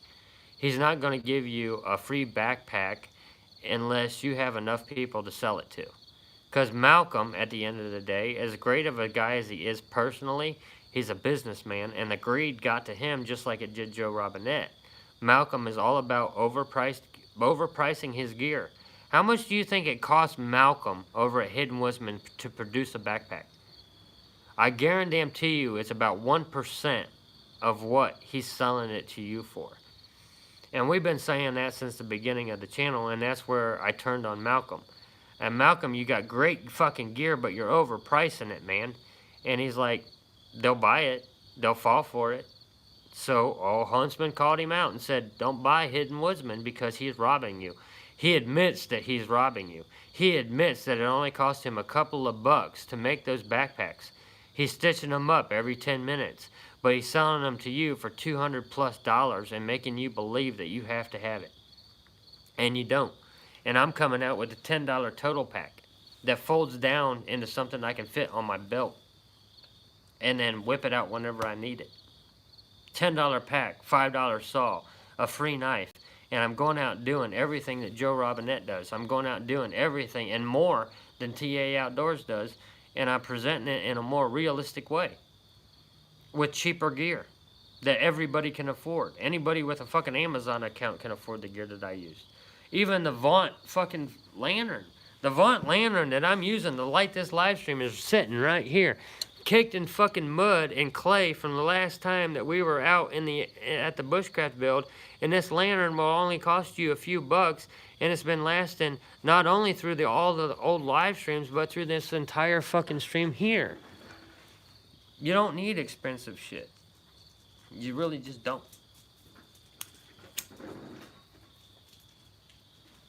What you need is honesty, guys. If you're going to be out in the woods, be honest about the reason you're out in the woods. If you're going out into the wilderness and you want your YouTube channel to be a career, tell your subscribers that from the get. Tell them that the only reason that you're out here is to make money. You lost your job and you're relying on YouTube revenue. You're relying on super chats. You're relying on selling your merchandise because you don't have a real fucking job. Tell them. Be honest. What's it gonna hurt? What's it gonna hurt if you say, hey guys, I linked my YouTube on a specific website where I can get sponsors to pay for me to go out to the outdoors? What's it gonna hurt if you're just honest and say you're here as a businessman and not as an outdoorsman? People like me would probably respect you more. I totally get it. Joe Robinette quit a government job so he could be an outdoorsman, go camping all the fucking time, and live off of YouTube revenue or merch revenue. I totally get it, Joe. You don't want to fucking work. You want to work 1 day a week, go out on a few camping trips, and that pays your way through life. I totally get it. It's the easy way. You don't have to have a day job and then try to do YouTube on top of it. Get it, man. Get your money wherever you can. There's no shame in that, as long as you're honest about it. But if you're trying to present it in a way where you're conning people and you're trying to promote all of this fucking gear where you're conning people just because they paid you to con them, that's where I have a problem. Honesty policy. Honesty, integrity, dignity. That's all you got to do, and you'll have my fucking respect.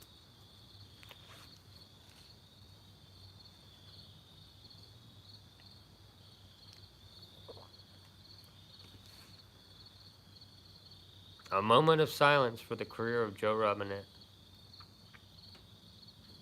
Putting them to sleep. Alright. Almost 11 o'clock.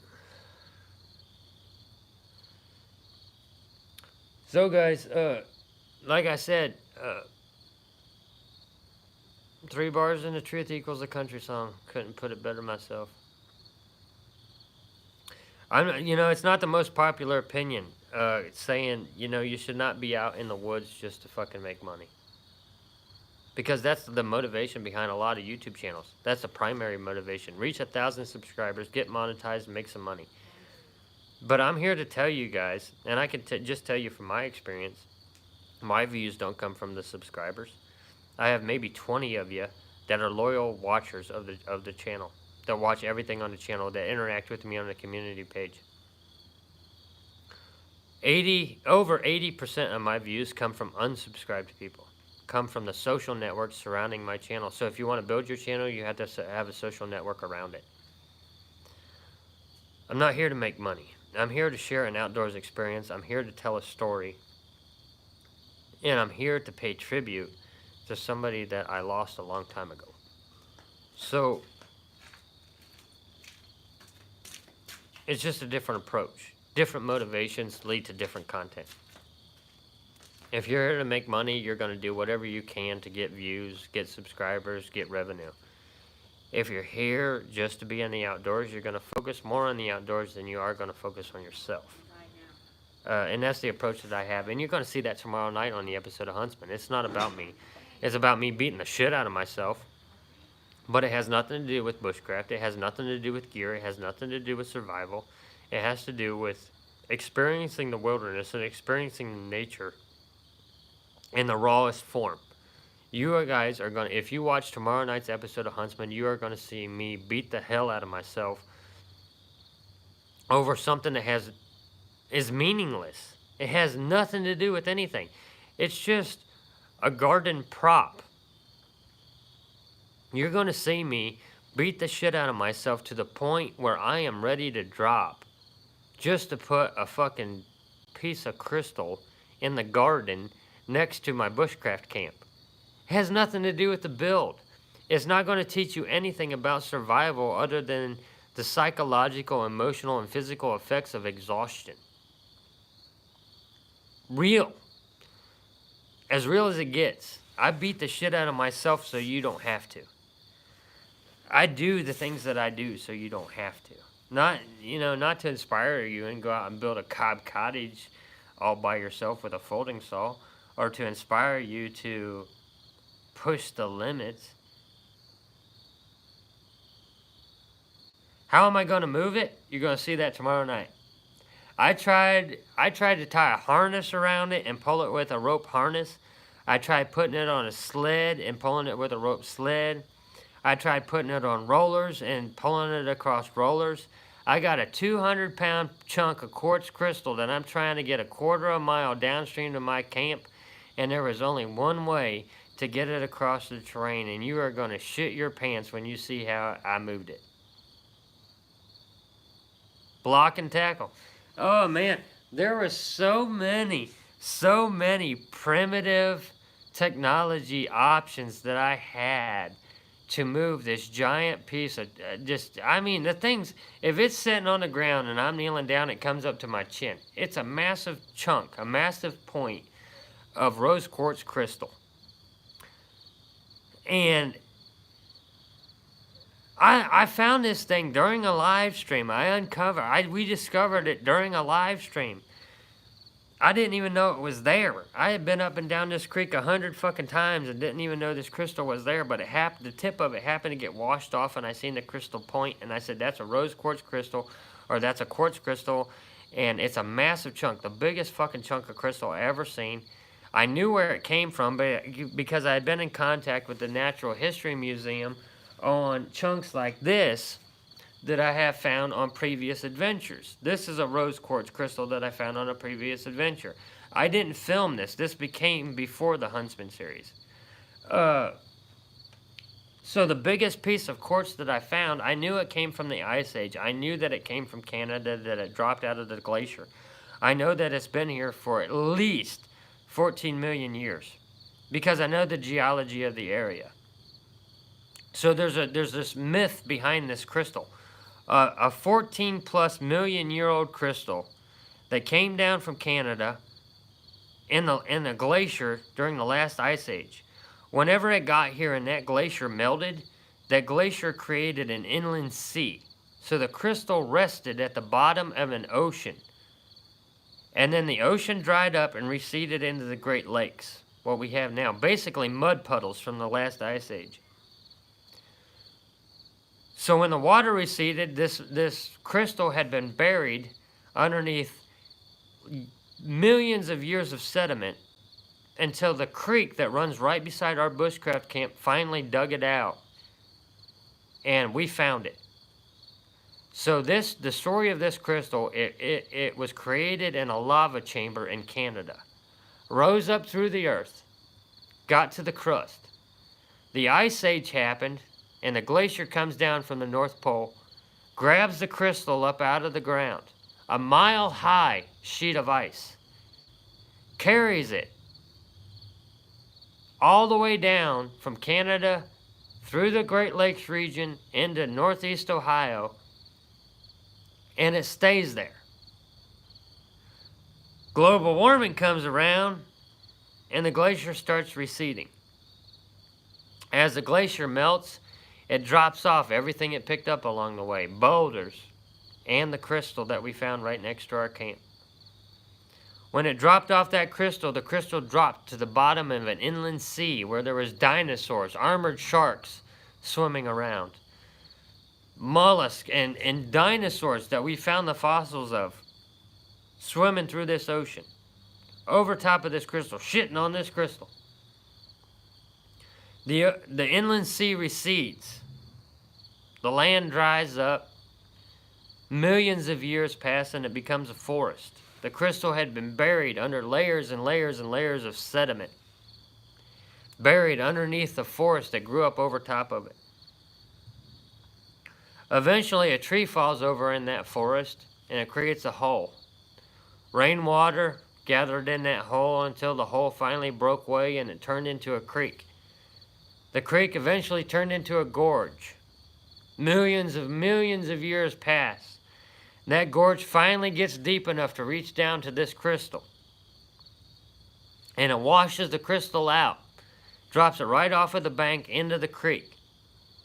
Huntsman comes along 14 million years after the last ice age.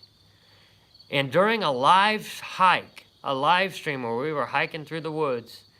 We just happened to spot this fucking crystal that has been laying in this spot for 14 million years and nobody ever noticed it until now.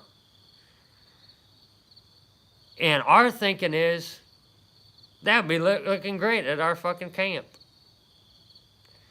So I take on the physical task of moving this crystal a quarter of a mile downstream to my camp.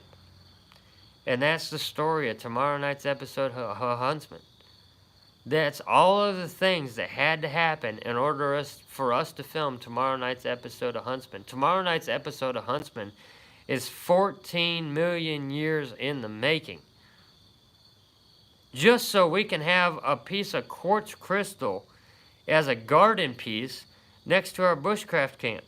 Has nothing to do with bushcraft, has nothing to do with survival. It ain't going to help us out in any way. It's just a rock.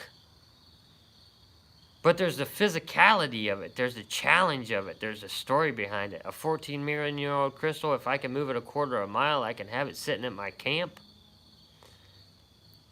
That's a picture. That's a story. That's a memory that you can't fake. That a sponsor from Amazon can't pay for. That Squarespace can't pay for.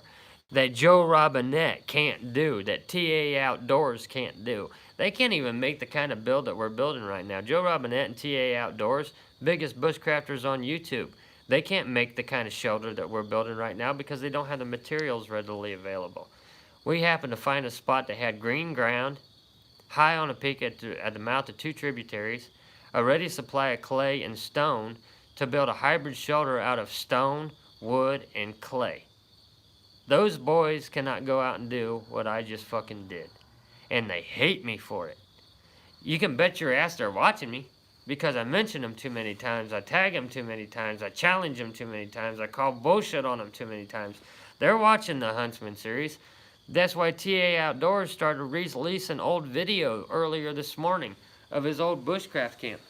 Do you think it's any coincidence that we release a time-lapse video of our current bushcraft build and TA Outdoors comes around a couple of weeks later with basically a time-lapse video of his old shelter? You think that's just a coincidence? It's not a coincidence. It's free content. It's content that you already filmed, son. Recycle it and relabel it and reuse it. It gets you more views. That's what I do. The time-lapse videos for people who don't want to watch a fucking 4-hour live stream to see Huntsman build his bushcraft shelter. They want to see it in 3 minutes flat because they have the attention span of a goddamn gnat. And they're ready to go back to watching porn. So I come along with the idea, yeah, we're going to live stream our bushcraft build, but for those of you who are new, we'll condense down everything that's happened so far into a time-lapse video. Speed it up a little bit so you can see the entire process and every step that we made from hours and hours and hours of footage down to a few minutes. It gets me extra content. It's an extra video. It's extra views. It's an easy social media plug. TA Outdoors copied that same formula, went to one of his old builds, copied the same shit, shared it out on social media, and he was getting his ass kissed left and right saying, this is fucking great. This was one of my favorite camps. It worked for him.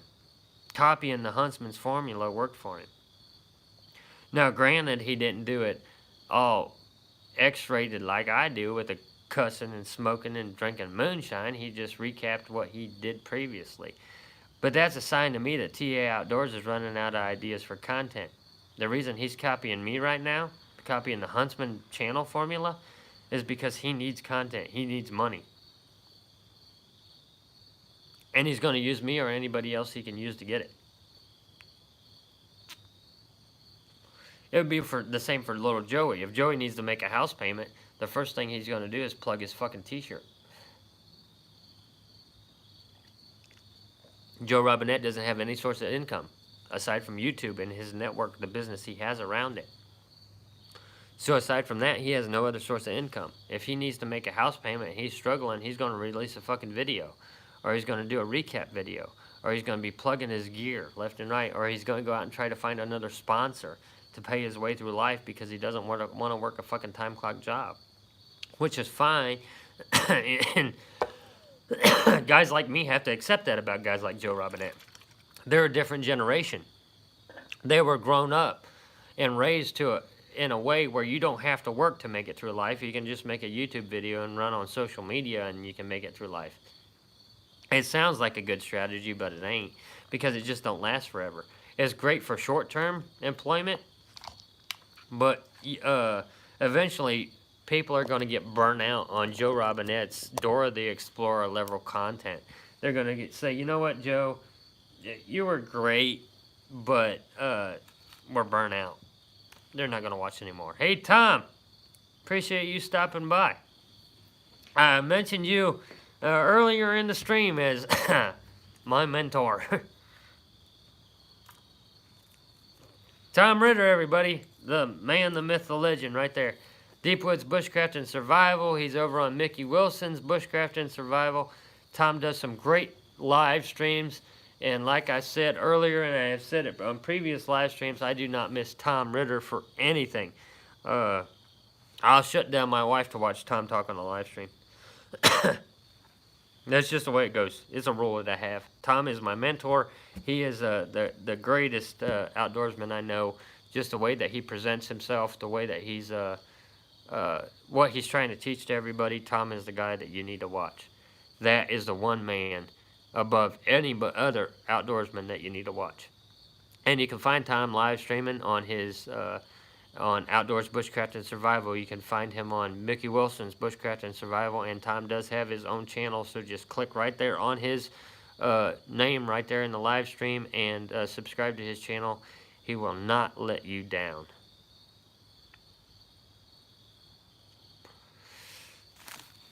Tom is the one guy everybody needs to watch, because Tom, like me, is a dying breed. We are cowboys out of our own time. We should have been born 200 fucking years ago, to be honest. We would have thrived 200 years ago.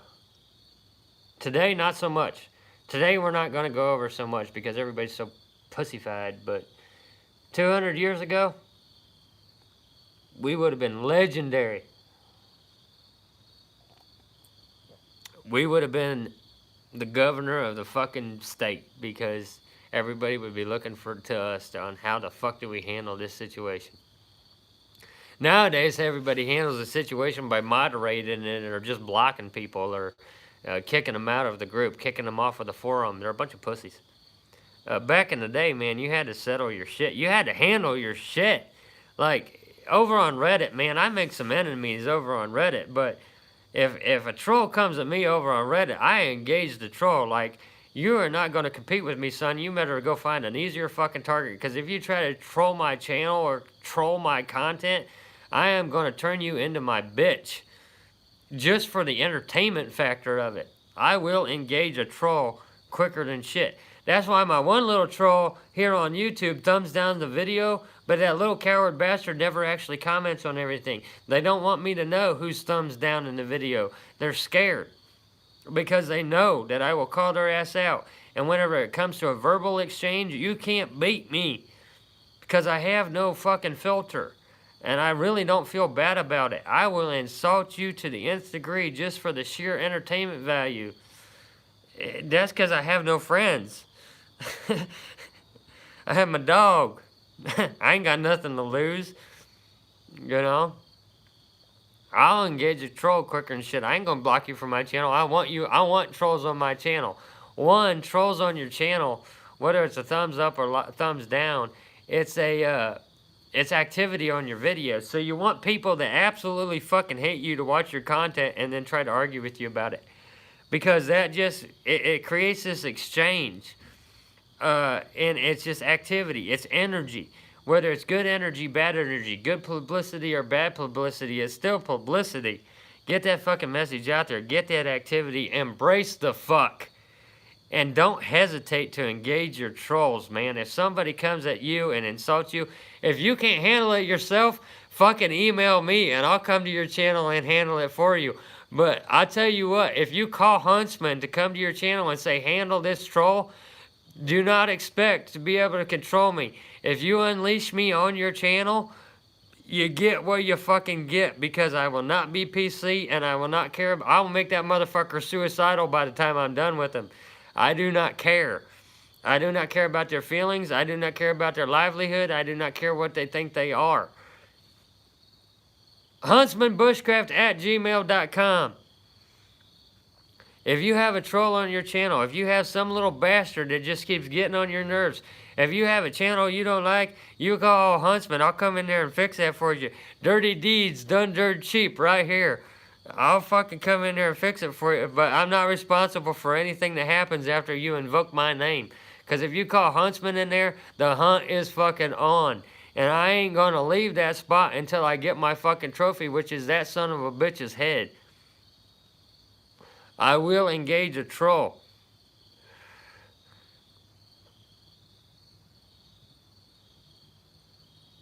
Hey, I thank you. Appreciate that, Mike. Love you too, man. We have a hell of a good time here. We break all of the rules. And I have no filter. I have no boundaries. So whenever it comes to me engaging trolls, whenever it comes to me putting out content, there are no fucking rules. And if you try to put rules on the old Huntsman, if you try to moderate the Huntsman, if you try to kick me out of your group or kick me out of your forum, I guarantee you, you're the one that's out, not me. Because I am nothing but sheer fucking entertainment. Oh, well, and I don't care whether you like me, love me, or hate me. I don't care whether you subscribe to my channel or endorse what I'm trying to say. I'm just out here being as authentic as I can, teaching whatever I can, inspiring whatever I can, and the day will come when I'm gone. And when I'm gone, I'll know that I left a legacy. So, yeah. Be extreme. You can't, and I've said it before, you can't stand out and fit in at the same time. If you want to go over in the outdoors, you have to go to extremes. You have to be different than all of your idols, all of your motivations, all of the people that you look up to. You have to find your own spin. Me, I'm nothing, guys. I'm honestly nothing. I was born on a farm in a poor-ass family where we had to raise our own crops, hunt our own food, just so we could make it through the next fucking year, because my dad was a retired vet. My mom was unemployed most of her life. But my dad did take care of her, and I got 4 other siblings. We had to work for every fucking thing we had. We had to raise our own food. We had to harvest our own food, hunting. When hunting season came around, that was serious business. It wasn't a hobby. There was no social media at the time. There was no Facebook or social media. There was no fucking internet. It was, do you want meat on the fucking table or not? Because we can't afford to go to the grocery store and buy a fucking steak, so you're going to go out and kill a fucking deer. I was 8 years old at the time when I killed my first deer. My dad my family, my sisters, my baby brother was dependent on me to go out and shoot that deer. They were depending on me to go out and work that field. They were depending on me to go out and harvest berries and nuts and process them up to fill our cellar and to fill our pantry so they could eat. I came from a poor family. My mom still lives in a run-down fucking farmhouse. She spends most of her evening, most of her downtime when she's not at work, sitting on the porch looking out over a cornfield doing nothing. That's the world I came from. It was a family tradition. It was our livelihood. And then I come into this world of social media and YouTube, and I see these little city slicker son of a bitches trying to take my livelihood, everything that me and my family suffered through, and get a free ride through life off of it, and then people wonder why I have a fucking problem with that. It's about, you're insulting my fucking family. You're insulting everything that we suffered through just so you could have a social media fucking plug just because you were born a decade later than I was. That's where my constant message, my constant irritation of YouTubers and social media comes from. You're out here trying to find a free way through life, and you never had to suffer through what we had to suffer through to create this world for you. You never had to go out there and get your hands dirty and bloody. You never had to actually work the field. You never actually had to go out when you were 8 years old and kill the fucking deer. Because you have a buddy like TA Outdoors who shot a fucking road deer for you so you could butcher it on your channel and get views. TA Outdoors never killed anything in his fucking life outside of a goddamn air rifle. 8 years old, my dad forces me out into that fucking woods with a 12-gauge shotgun that almost broke my collarbone just so I could feed my family. And TA Outdoors wants to know why Huntsman has such a fucking problem with him making a career off of being in the outdoors. It wasn't a career, you dumb son of a bitch. It was how we lived. It was how we survived. It was so we didn't go fucking hungry. You're taking a poor man's way of life and getting a free ride from it, and you wonder why Huntsman has a fucking problem with it. You wonder why Huntsman's calling your pussy ass out. You ain't lived my life. You ain't fucking country. You ain't been shot in the fucking ass. There was suffering involved for us to pave the way. We went hungry. We went on the hunt and missed the shot. And we felt the disappointment. Whenever you see your baby brother hungry because the crops failed that year and you didn't bring in enough fucking money. So you go out and you fucking fall asleep in a snowdrift in late October hoping that you might shoot a fucking deer so you can put food on the fucking table. When you get in that situation, then you can call your little bitch ass a fucking woodsman. Knowing that you have to kill that fucking deer, gut it, butcher it on your mom's kitchen table, just so your little brother has something to fucking eat, then you can call yourself a woodsman. Until you do that, you're nothing but a bitch. That's where I have a problem with Joe Robinette and all these corporate little fucking sellouts who start a YouTube channel and get a massive fucking blind, deaf, and dumb following where all they have to do is plug Squarespace, who do nothing but create websites, and they make money off of it to feed their families. They're doing what they have to do. They're doing only what they know how to do. But they ain't suffered for it. They're just looking for a fuck. It's just the new social fucking program. It's food stamps for YouTubers. Going and looking for sponsors is food stamps. You ain't suffering. You're getting a fucking free handout for plugging a goddamn company that has nothing to do with the outdoors or survival on your fucking YouTube channel just because you got a few subscribers. You're a whore.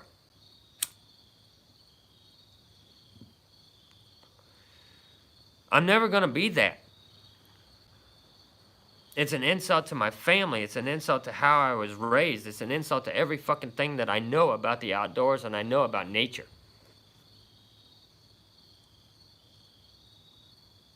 That's the message that I put out since the beginning of starting my channel. Don't sell out. Don't go out and spend a month's fucking rent on a backpack when you can buy a fucking $15 backpack and do what I do. And then I go out on a live stream and show you guys what I do and all the fucking mistakes that I make. Even though I'm 40 plus years old and I've been doing this all my life, I still don't know it all. I still fuck up. I still have shoulders fall over on me. Nothing's perfect. Nothing's edited. Nothing's unrealistic. You guys see it live. I don't make money off of YouTube. A couple $100 a month. And those brave souls who are willing to give me a super chat every once in a while, to hit that super chat and say, hey, go buy some new cigars. That's more than I could ever want. That $10 super chat that I got earlier tonight, saying, hey, go buy some more cigars for your live streams, means more to me than a $1,000 contract from a piece of shit sponsor that says, hey, we'll pay you to go on a fishing trip like little Joey Robinette. Because I know that guy meant it. It came from his heart. It wasn't a business transaction. He didn't get anything out of sending me that $10 super chat. It was just friendship. It's brotherhood. It's something different than you see from these big YouTubers. it's something that they lost along the way. They used to be me. They used to have a few thousand subscribers and some loyal ones that would send them a super chat every once in a while. They used to be just like me. But they sold out. Strung Out. One of my favorite outdoorsmen. Everybody go check out Strung Out Outdoors. That son of a bitch is worth the watch. And his live streams are great. Strung Out, you need to be doing some more live streams, man. I miss the crew getting together. You and Grant. That was a good time. You and Grant just hanging out, drinking, talking about whatever came to mind. The organic idea of being a fucking outdoorsman. A country boy on YouTube, man. That's what I miss the most. That's what I look forward to the most. People need to do that more. We need Strung Out Outdoors. Man, he was putting out some epic live streams. And it was just hanging out, bullshitting. It wasn't serious. It was a few drinks. And him and Grant McIntosh. Legends. Because they were honest. Because it was pure. A few drinks and a few friends, and that's all you needed. And, you know, whoever showed up to the chat, showed up to the chat, it was just having fun and having a good time. It's basically the old school idea, the ancient idea of sitting around a campfire, telling stories, whatever popped up in your mind. That's the thing that's missing from the big YouTubers, from TA Outdoors, from Joe Robinette, from anybody, from even Survival fucking Lily. And Survival Lily is like the fifth wave of fucking feminism come to fucking eat us all. That woman presents like a goddamn praying mantis. If she's not single, it surprised the shit out of me because I guarantee that woman would eat her young. You can see it in her eyes. Survival Lily is a fucking freak show. But everybody worships her. Oh man, she's got a following, a loyal following. But she's unrealistic. She's fake as fuck. But you get guys like Strung Out Outdoors, Grant McIntosh, Tyler, Tom. Anybody who just does organic live streams, who just wants to hang out and bullshit with you. You know, they'll give a lesson or they might have a topic in mind, but it always comes down to let's just do whatever the fuck comes to mind. Right now, I'm smoking cigars and drinking moonshine. Buzzed off of my fucking ass sitting in my garage, and here we are. There's nothing fancy about it, nothing fake about it. The big bushcrafters who sold out to sponsors and are here just to make revenue could learn a lot from guys like us. Tom Ritter. Respect him more than anybody that I have met since I start my channel. Tom Ritter is my mentor. I never miss Tom Ritter's live streams. I'm subscribed to his channel. I'm subscribed to just about every fucking group he's in. If he live streams on a group, guarantee you I get a notification about it. Tom Ritter is the kind of guy that inspires me, the type of guy that I relate to, because he has years of experience on me. And he's no bullshit. Whatever happens, happens. He live streams all the time. He gives epic lessons all the time. People need to listen to him no more. Because he's cutting out all of the shit and he's giving you something that you can't get anywhere else because it's coming from a point in time that is non-existent anymore. Tom Ritter is a dying breed. You know, the live streams on my channel go over better than our regular episodes or bonus videos that I put out. Because you can't edit this. People come to my live streams because they want a dose of real. People come to my live streams because it's just a cool place to fucking hang out. Or at least I hope it's a cool place to hang out. Now, I might say and do a lot of things that put people off. I might insult some of your longtime idols. Some of the people that you look up to and you'll look up to even after live stream. Tyler Woods. I love Tyler. He's a great guy. He's got a great channel. He's just kicking off. He's trying to get his feel. He's trying to find that identity. He's streaming live right now. Tyler Woods is a great kid. He worships Joe Robinette. Joe Robinette is one of his biggest fucking inspirations. Joe Robinette is a huge inspiration to a lot of people. Me and Joe's never going to be friends. If me and Joe Robinette ever got together to do a live stream or go on a camping trip together, hell would fucking have frozen over. Hell will freeze over before me and Joe Robinette go to the woods together. Because Joe Robinette is a goddamn millennial who's looking for a free ride through life and using social media to do it. And me, I grew up with no social media on a farm where my family would fucking starve if I didn't kill the fucking deer or shoot the fucking cow in the head when I was 22, with a 22 when I was 8 years old. My first cow. We had a farm. We had, we had cow, we had horses, we had hogs. The first cow that I shot, she gave birth and she was bleeding out. She was hemorrhaging. She was bleeding to death. And my dad made me go up and shoot that fucking cow in the head with a 22. So I walk up to this cow, full-grown dairy cow, just gave birth. The baby was healthy. The calf was fine. I walk up to this dairy cow, and I was a little kid, man. I shouldn't have ever been holding that gun, according to people today. I walk up to this dairy cow who I had known for years. Knew her name, knew her personality, had taken care of her, had fed her, had milked her, had helped give birth to her baby. I walked up to this cow with a rifle. My dad's standing over me, saying she's bleeding out, she's suffering, you got to do something.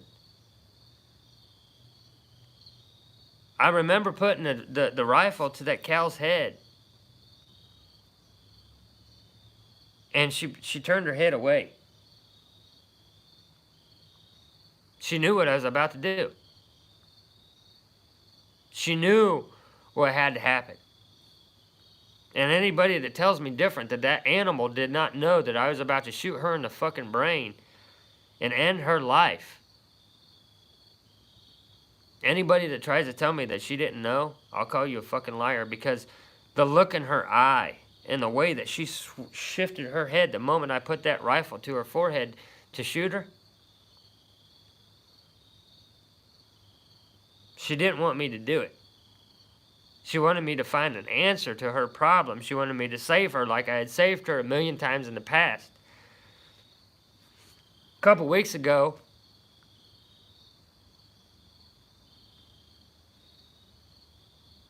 I had to do the same thing to our dog.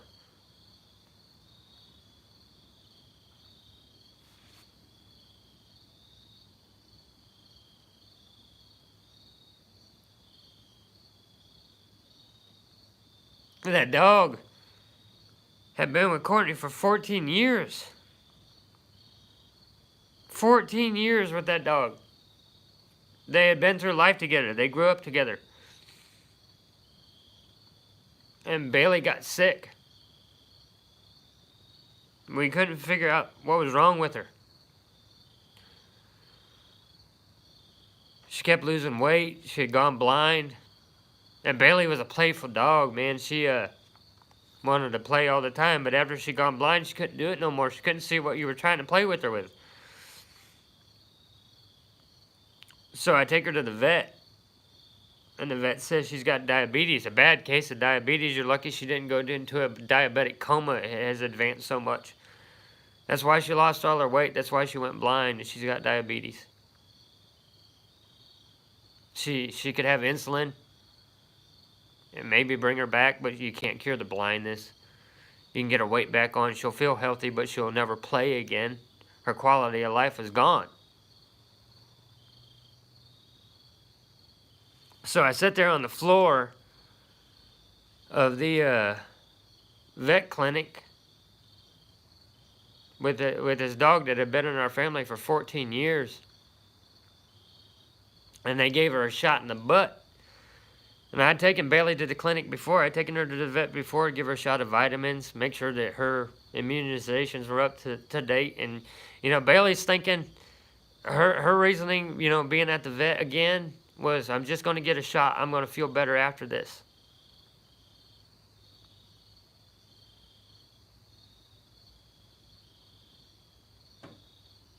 She trusted me.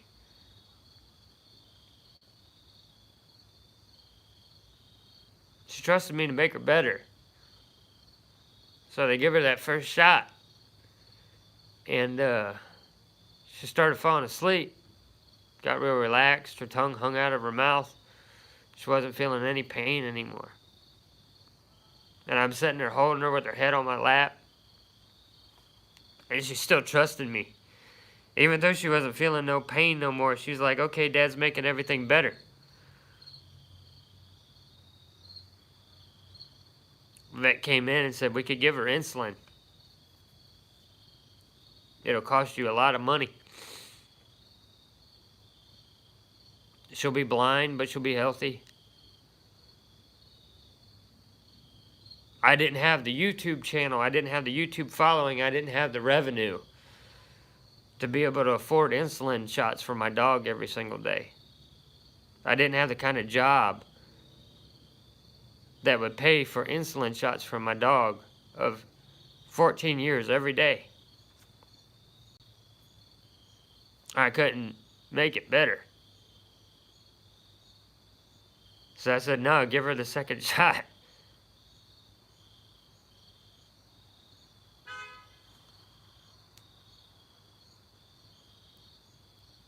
So they give her the second shot, and the vet's sitting there, and they kept checking her heartbeat. And eventually her heart stopped.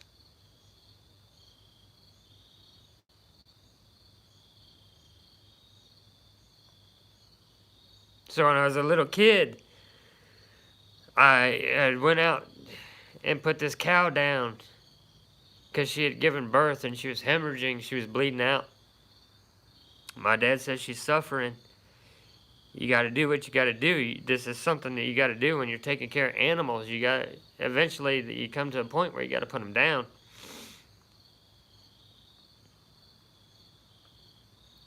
And almost 40 years later, I take my dog to the vet, and I hear my dad standing over me saying, she's hurting. You got to put her down.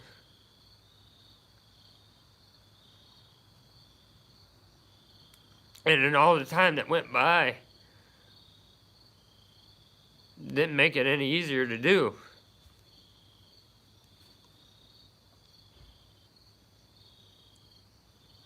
I go into my house now. I go into my house tonight after the live stream. I'll take my gear off, pack everything up, plug my iPhone in so that it charges again. I'll walk into the bedroom and go to bed. And Bailey's bed is still sitting right there, right beside the bed. As if she was going to go to sleep with me. I haven't got to the point yet where I can pack her bed up. It was always there, she was always there, but she's not anymore.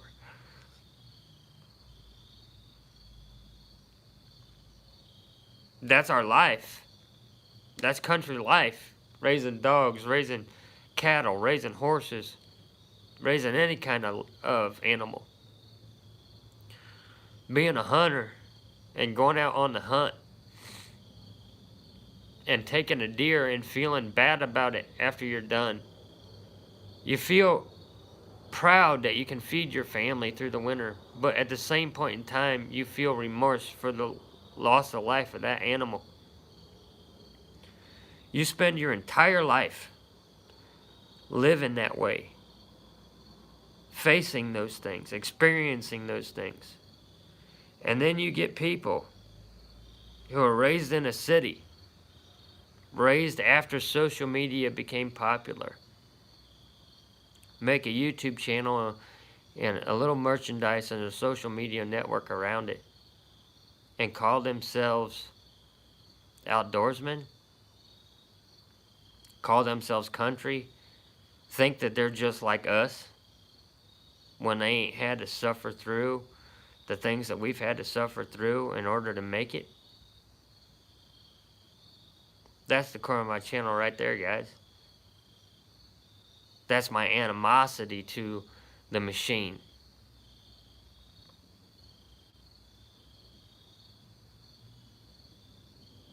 why I repeat it so much, why I do live streams more than I do edited, trimmed and proper videos,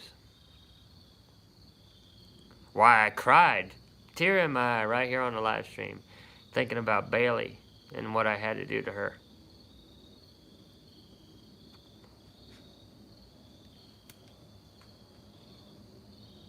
You can't edit out life. You look at social media, nobody takes a selfie of themselves on their worst day. They're always smiling in their photos. Everything's okay. Everything's beautiful. They don't show you themselves crying themselves to sleep. They don't show you the loss. They don't show you the pain. They show you the smiles. They show you the tits and ass. They show you the successes, but they don't show you the struggles, because the struggles won't get them likes.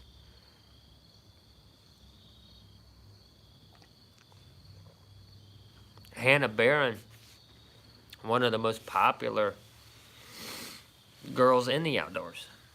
Huge for the Huntsman series just because I got copyright permission to use her content. Hannah Barron, beautiful, beautiful 22-year-old girl. Been hunting since she was 8 years old. Could skin a deer since the time she could walk. Hannah Barron and me grew up the same fucking way, which is why she's so prominent on my channel, so prominent in my network, why she's one of my favorite fucking people in the world. Now, she's 22.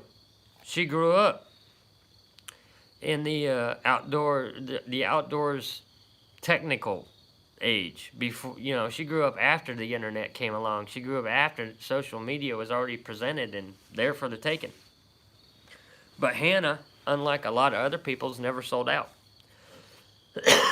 She's been living in the same tiny fucking house, on the same property, doing the same thing that she's done all her life. The only difference is now there's a video camera in front of her. Exactly, strung out. The only difference in Hannah's life from the time that Jeff raised her until today, where she is one of the most popular girls in the outdoors hunting community, is there's a camera in front of her. She ain't changed a fucking bit. She ain't sold out. Hannah is the same Hannah that's always been Hannah. Jeff is the same Jeff that's always been Jeff. They're just born and raised country, and you throw a camera in front of them, and they can only be what they are. That got over for them. That was the model that Hannah was the one who said, just go out there and be yourself. No matter what that looks like, just be yourself, be honest, be true to whoever's watching you, and if they're interested, they'll come. That's what happened to me, that's what'll happen to you. That was the first piece of advice that I got before I launched the channel. I knew Jeff before I launched the channel. I didn't know Hannah then. I knew Jeff before that because I had seen him shooting a bow. I was out shooting my bow just like you see me doing in live videos earlier. I was out shooting my bow and looking for some advice. I was looking at videos on, you know, different types of compound bows, and I found Jeff Barron. So I started following Jeff, and I started learning how to shoot better from Jeff Barron. And then Jeff one day, out of fucking nowhere, posted a video with him and Hannah together. So I go and follow Hannah. But Hannah is your typical country girl. Everybody thinks that Hannah is an absolute goddess. Like, this is the perfect woman. And Hannah's beautiful. She's a beautiful kid, to be honest. She's young enough to be my daughter. But Hannah's a beautiful girl. She is. And everybody's attracted to her beauty. I'm attracted to this girl had skinned a deer when she was, or killed her first deer when she was 8 years old, and so did I. We had that connection. We grew up the same fucking way. So when I told her my story about my first kill, and she immediately clapped back like I wasn't a complete, like she'd known me all her life, and said, hey, here's what happened with me. And we just got to talking, and it was before I launched the channel. It was just country folks exchanging stories. And the most people that I subscribe to, the people that I follow the most, the people that I promote the most, we met the same way. We're just country folks telling stories. And that's the difference. I can talk to Strung Out Outdoors. I can talk to Tom Ritter. I can talk to Hannah Barron or Jeff Barron. I can talk to uh, anybody in Deep Woods Bushcraft and Survival. We're just country folk sharing everyday life. We're not here for the money. We're not here to promote a product, really. We're just here telling you guys how we lived, how we survived, how we fed our families. And Tom, you know best of all, some of the shit that we had to go through just to get where we are today. And not get where we are today as a social status, but just live long enough to make it to today. And then we got these millenniums coming out, man. These little motherfucking city slickers coming out, taking our way of life, trying to adopt it as their own, or trying to pretend that they're country. And never experiencing anything.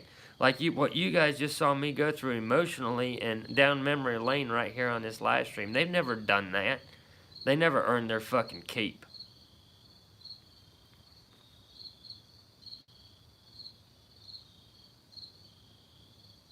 That's the difference. If Joe Robinette, as successful as he is with his 1 million+ subscribers and his foray onto the fake ass fucking show alone and all of the accolades that he's got from his adventures, if he was come to me and say, Huntsman, man, I get what you're saying. I grew up in the city, I grew up in social media, and I used it to my advantage. And I got every sponsor I could as soon as I could. And I just made a living off of it, so I didn't have to work. I could spend more time with my family, more time with my baby, more time with my dog. I'm sorry for insulting everything that you had to go through, everything that your family had to go through. I'm sorry for whoring out your way of life. I'd still tell Joe Robinette to go to hell.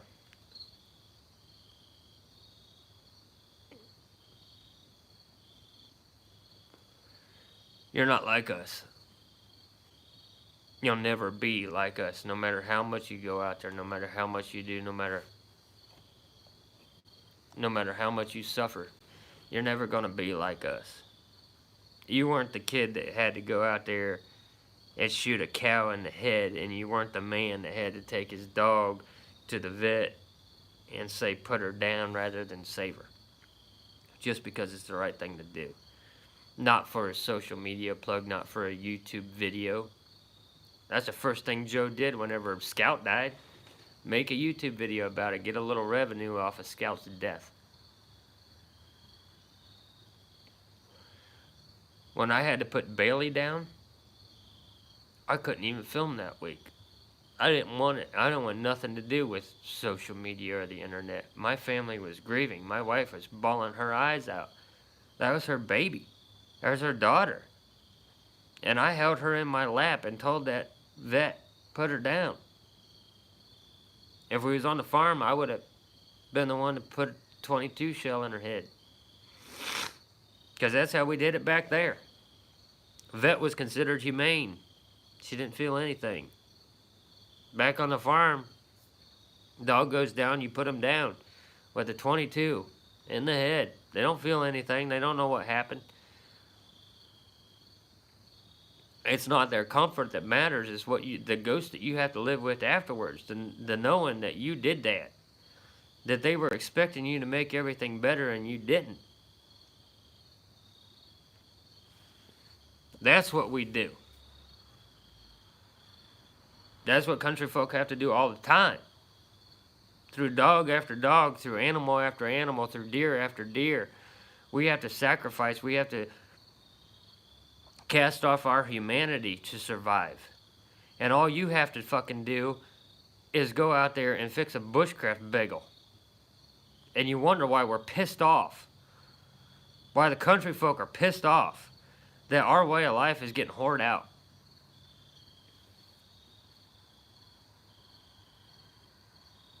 Just so they don't have to have a job. Just so this could be the new Social Security program for these fucking kids.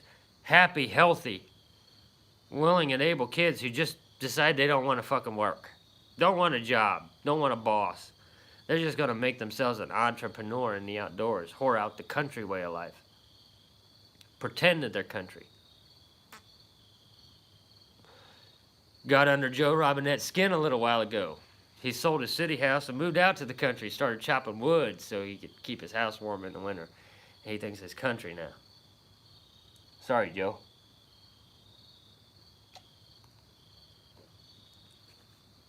Doesn't work that way. It's not about where you live, it's how you live. There are country folk living in the heart of the city. Listening to country music, living by a country philosophy. Certain respect for the outdoors, certain respect for the wilderness, the forest itself, certain respect for the wildlife that's there. Certain respect for what happens whenever that wildlife or those animals get sick and you have to put them down. Without that real life experience, without the emotions that you have to go through, you're not like us. You haven't felt that loss yet. You haven't sacrificed for it yet. You haven't had to kill for it yet. My self-reliance. My self-reliance as a guy who had a city job, was a successful career man. Had a midlife crisis. About halfway through his life, he decided he had had enough of society and the direction it was going, so my self-reliance walks off into the woods, leaves his family behind, left his job, clean cut, left his job, left his family, walks off into the woods, starts building a log cabin. He's going to live in seclusion. Build it all by hand. My self-reliance is the story of a guy who looked at the world and said, I want off of this planet. And actually jumped off of the planet.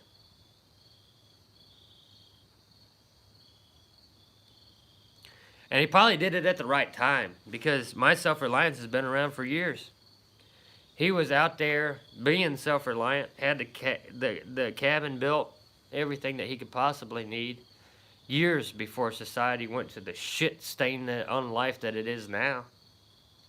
Before the mass shootings, before the wars, before all of the political correctness, my self-reliance saw it all coming.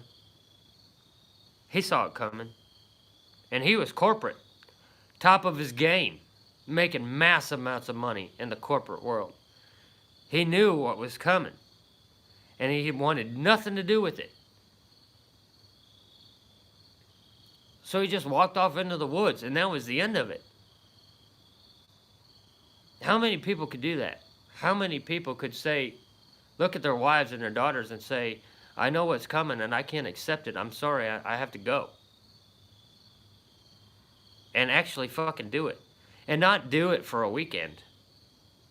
That's his life now. Separated from his family, separated from society. He just walked away. But he turned into the corporate guy too. He couldn't afford to walk away. He knew that if he went out there with the rise of social media and everything, that if he built a cabin, as rich as he was, and he's not poor by any means, he wasn't poor when he went into the woods. He knew he could afford all the materials he needed to build his bushcraft shelter, his survival shelter, his off-grid cabin. He could afford all the material because he was a corporate success before he started. He was a city boy before he started. He went out and he gathered up all the money he needed to go out into the woods. And then he made that money back. He's still a businessman. He took the money he had from the city, invested it into the wilderness, turned that money back over, made that money back. He ain't out nothing. But he saw the direction society was going, and he said he took it as an opportunity.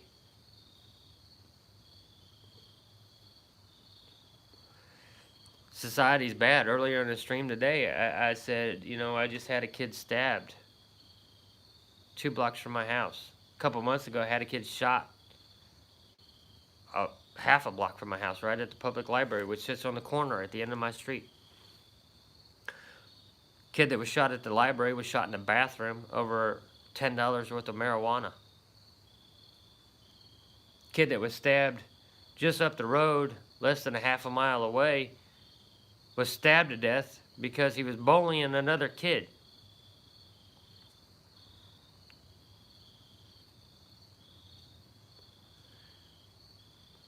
All over social media right now, everybody's talking about the Joker movie that's coming out this next month.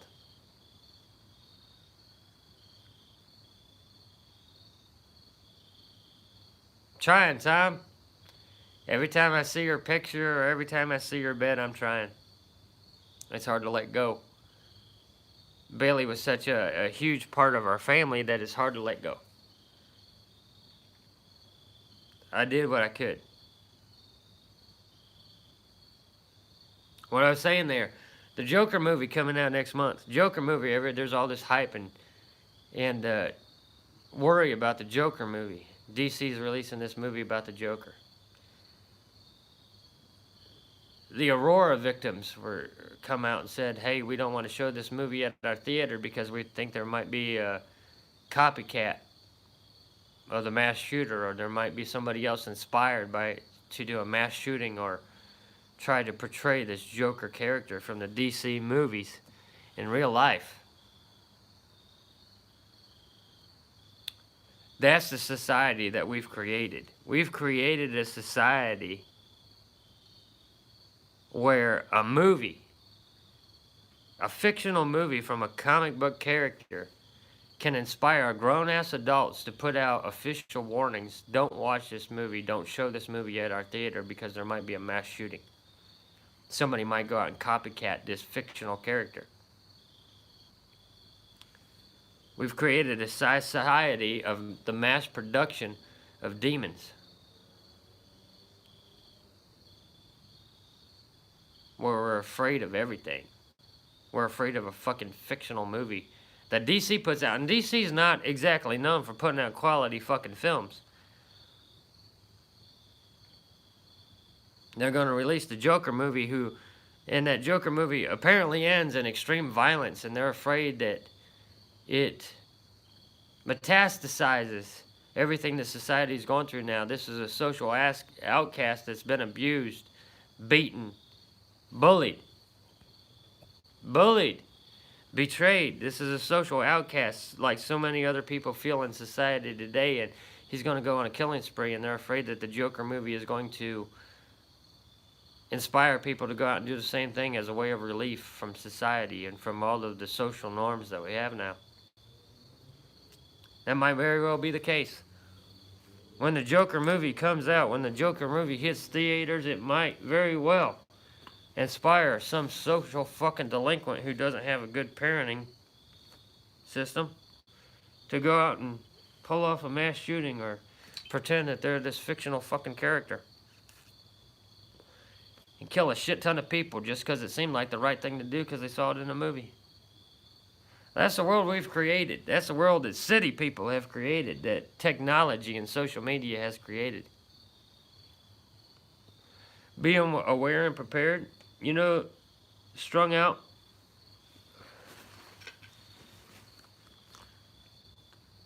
I was trying to find a cable here. There is a loaded gun in my house, several loaded guns in my house, 24/7. I have 16-year-old kids getting murdered less than a block away from my house because I live in the suburbs of a major metropolitan area. I live in the suburbs of the second largest city in the state. Country boy like me grew up on a farm 7 miles from the nearest town, hunting and fishing and raising crops to feed my family. Day comes around when a winter accident. It was a winter just before Christmas.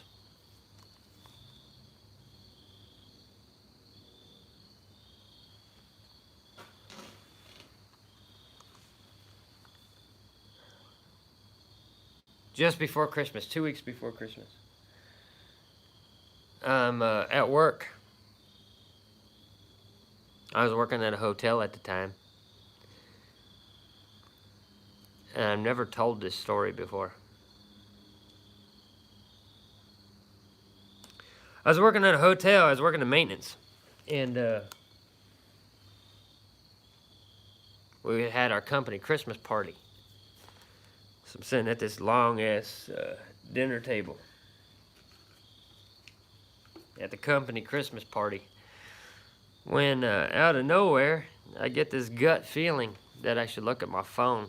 So I'm sitting there and I'm eating all this fancy-ass food that the company had got for us. We was all sitting there laughing and having a good time. I get this gut feeling, wrenching gut feeling, horrible feeling, that I should look at my phone.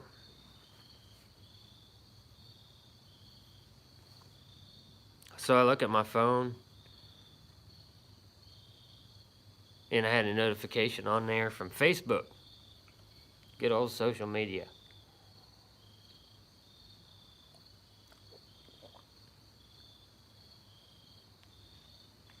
I get up from the table, and I walk out. There's a hallway, and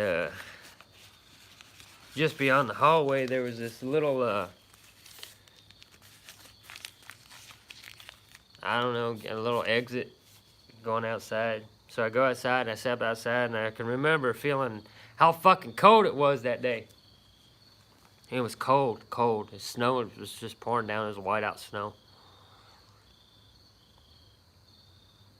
I open up my iPhone and take a look at it, see what the hell is going on, what this notification was that I got at the time. All I had was Facebook. I didn't have a YouTube channel or anything. This was years before I started the channel. Look at my phone, and I had this notification from my girlfriend at the time. The love of my life, the great love of my life. I was obsessed with this girl. She was absolutely everything, like the once in a lifetime kind of thing.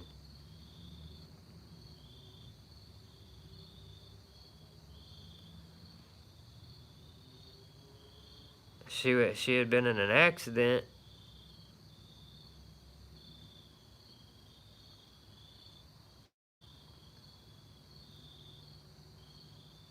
and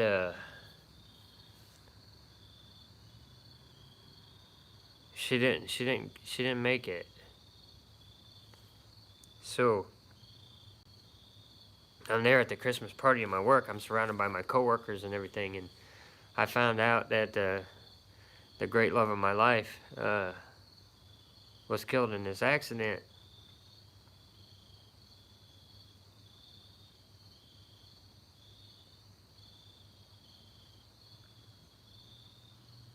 And it was because of the snow. It was nobody's fault, really.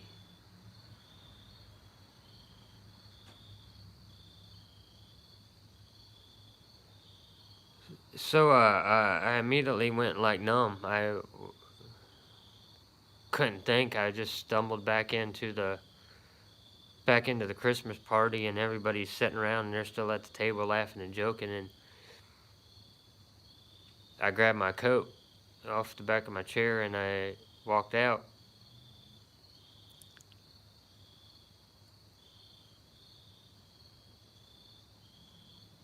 A few months later, I was at work, and I was standing out in the parking lot in the cold, and I was staring off to the north. I caught myself realizing that I was staring off to the north, looking in the direction of her house, wondering where she was.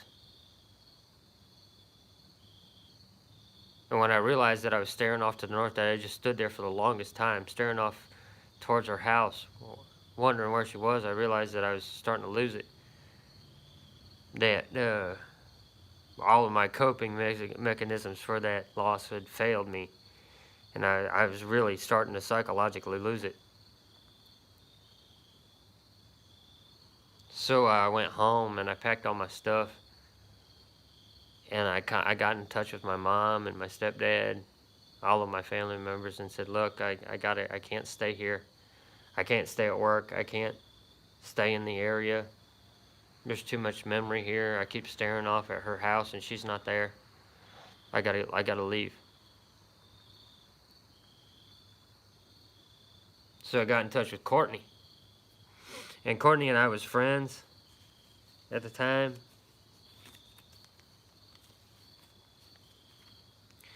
Courtney said, you know, come up to Cleveland, come up here, start over. I'll help you out.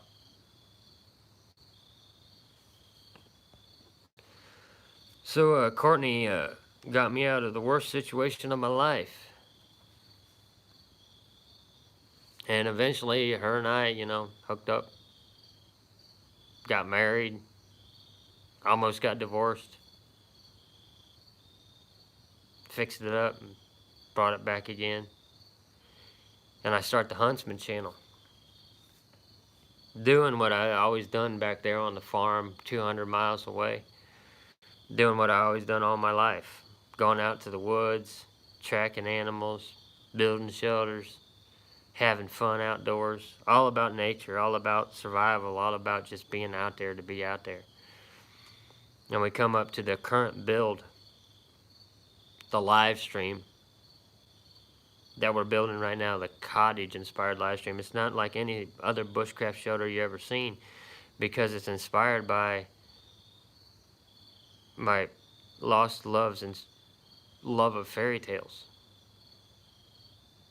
She was obsessed with Disney movies. Obsessed with Disney movies. It was annoyingly ridiculous. She was a grown-ass woman.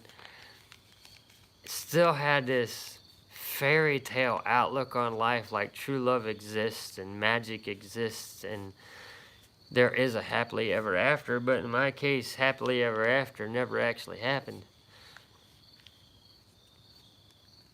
So my tribute to her in her memory was the live Bushcraft build series, to go out into the woods and build this fairy tale inspired cottage in the woods where it looks like, sort of like a witch's cottage kind of thing, kind of like a grim fairy tale kind of thing. And it's not only the shelter itself, but it's the landscape around it. It's the wildlife, it's the flora that you see, it's the crystals that just recently popped up out of nowhere.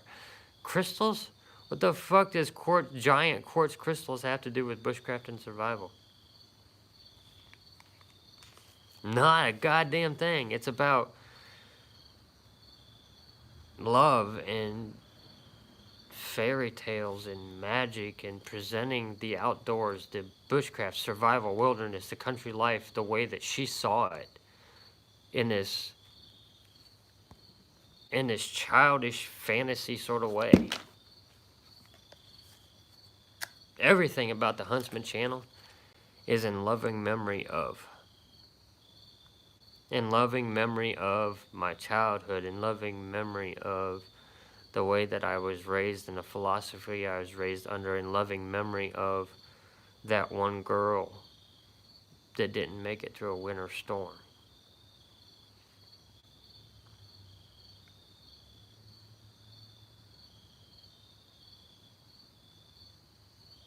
So when you watch my channel and you watch the live streams and you watch that bushcraft build, if you watch me personally and you wonder why I am the way that I am, why I do the things that I do, why I say the things that I do, know that there's more behind it than you will ever know.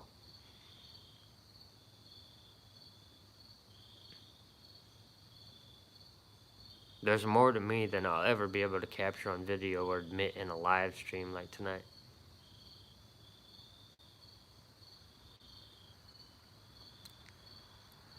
The only reason I'm out there now is because I suffered such a great loss that I couldn't handle it.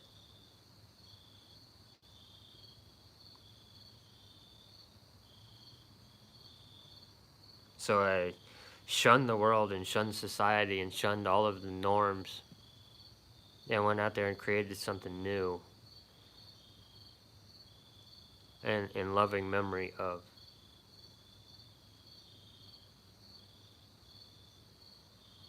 Different motivations for different people. Some do it to glean some sort of success off of it, and I do it as a way to wrap up my life story. The Huntsman channel is probably going to be the last public chapter of my life. It might not be the last chapter. I'm sure I'm going to be a grumpy old man telling kids to get off my yard someday. But not before I pay tribute to everybody that I loved and lost along the way. That's the story behind my channel. It's love and loss and the respect of that process. Knowing that not everybody will make it with you till the end. Even some of my subscribers won't make it with me to the end. All I can do is pay tribute to them as long as I can. As much as I can. So different motivations for different people, guys. Different motivations for starting a YouTube channel or doing an outdoorsy thing.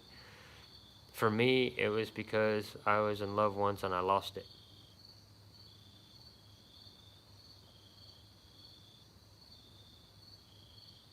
Because I loved so deeply and so fiercely once, and I lost her in a car accident that I couldn't handle it, and I wandered off into the emerald forest, into this enchanted landscape, beautiful landscape, looking for the magic that used to be her,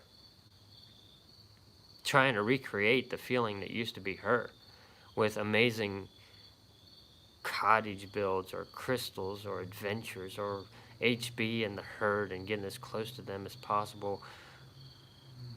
All of that was her. It was all, every piece, every amazing thing that you saw me do on my YouTube channel is a tiny fraction of what she used to be.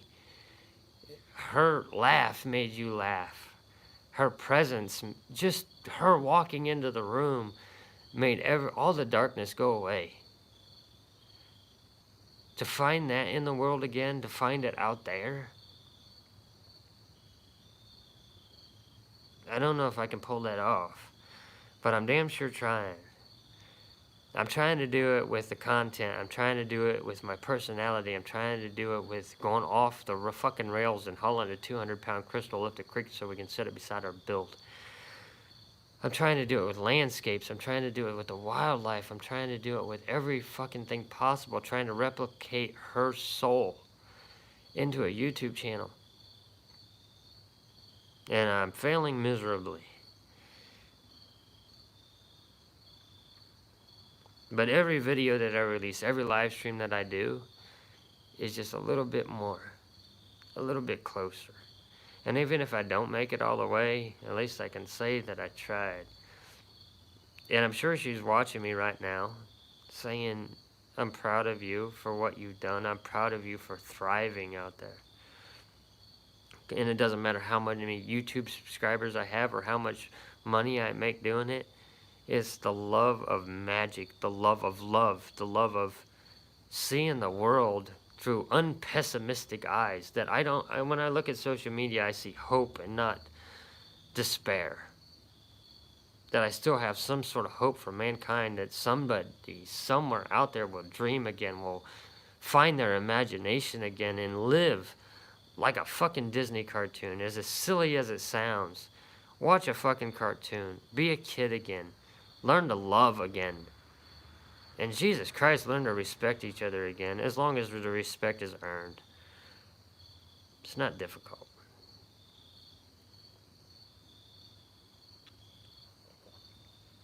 It's something we should all strive for. To learn to live again.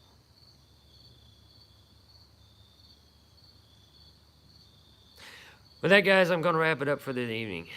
I've been streaming for quite a while now. There ain't nobody that's going to make it to the epic finale of this live stream, but I'm glad the few of you who were here with me did make it to the end of the live stream and got the story of me beyond all of the surface bullshit. And I hope it gives you a different perspective of my channel and a different perspective of what I'm trying to do out here, because everything that I'm doing now is in loving memory of, and nothing short of that. It's not to insult people. It's not to put people down. It's not to challenge people. It's just to inspire life again. the kind of life that was here before social media. And I hope you guys can find that. I hope you guys can go out there and watch cartoons without feeling really bad about it. I really appreciate all you guys that joined the live stream and have supported me this entire way. We're going to be blowing out the lights now and calling it a night. I need to go in there and get some to soak up all of this moonshine. Thank you guys for coming with me, and I will see you Sunday at noon if you guys want to join me for the live Bushcraft build series. We're going to get out there and we're going to get that back wall chinked up and start building our fireplace. So I'll see you guys then. Thank you.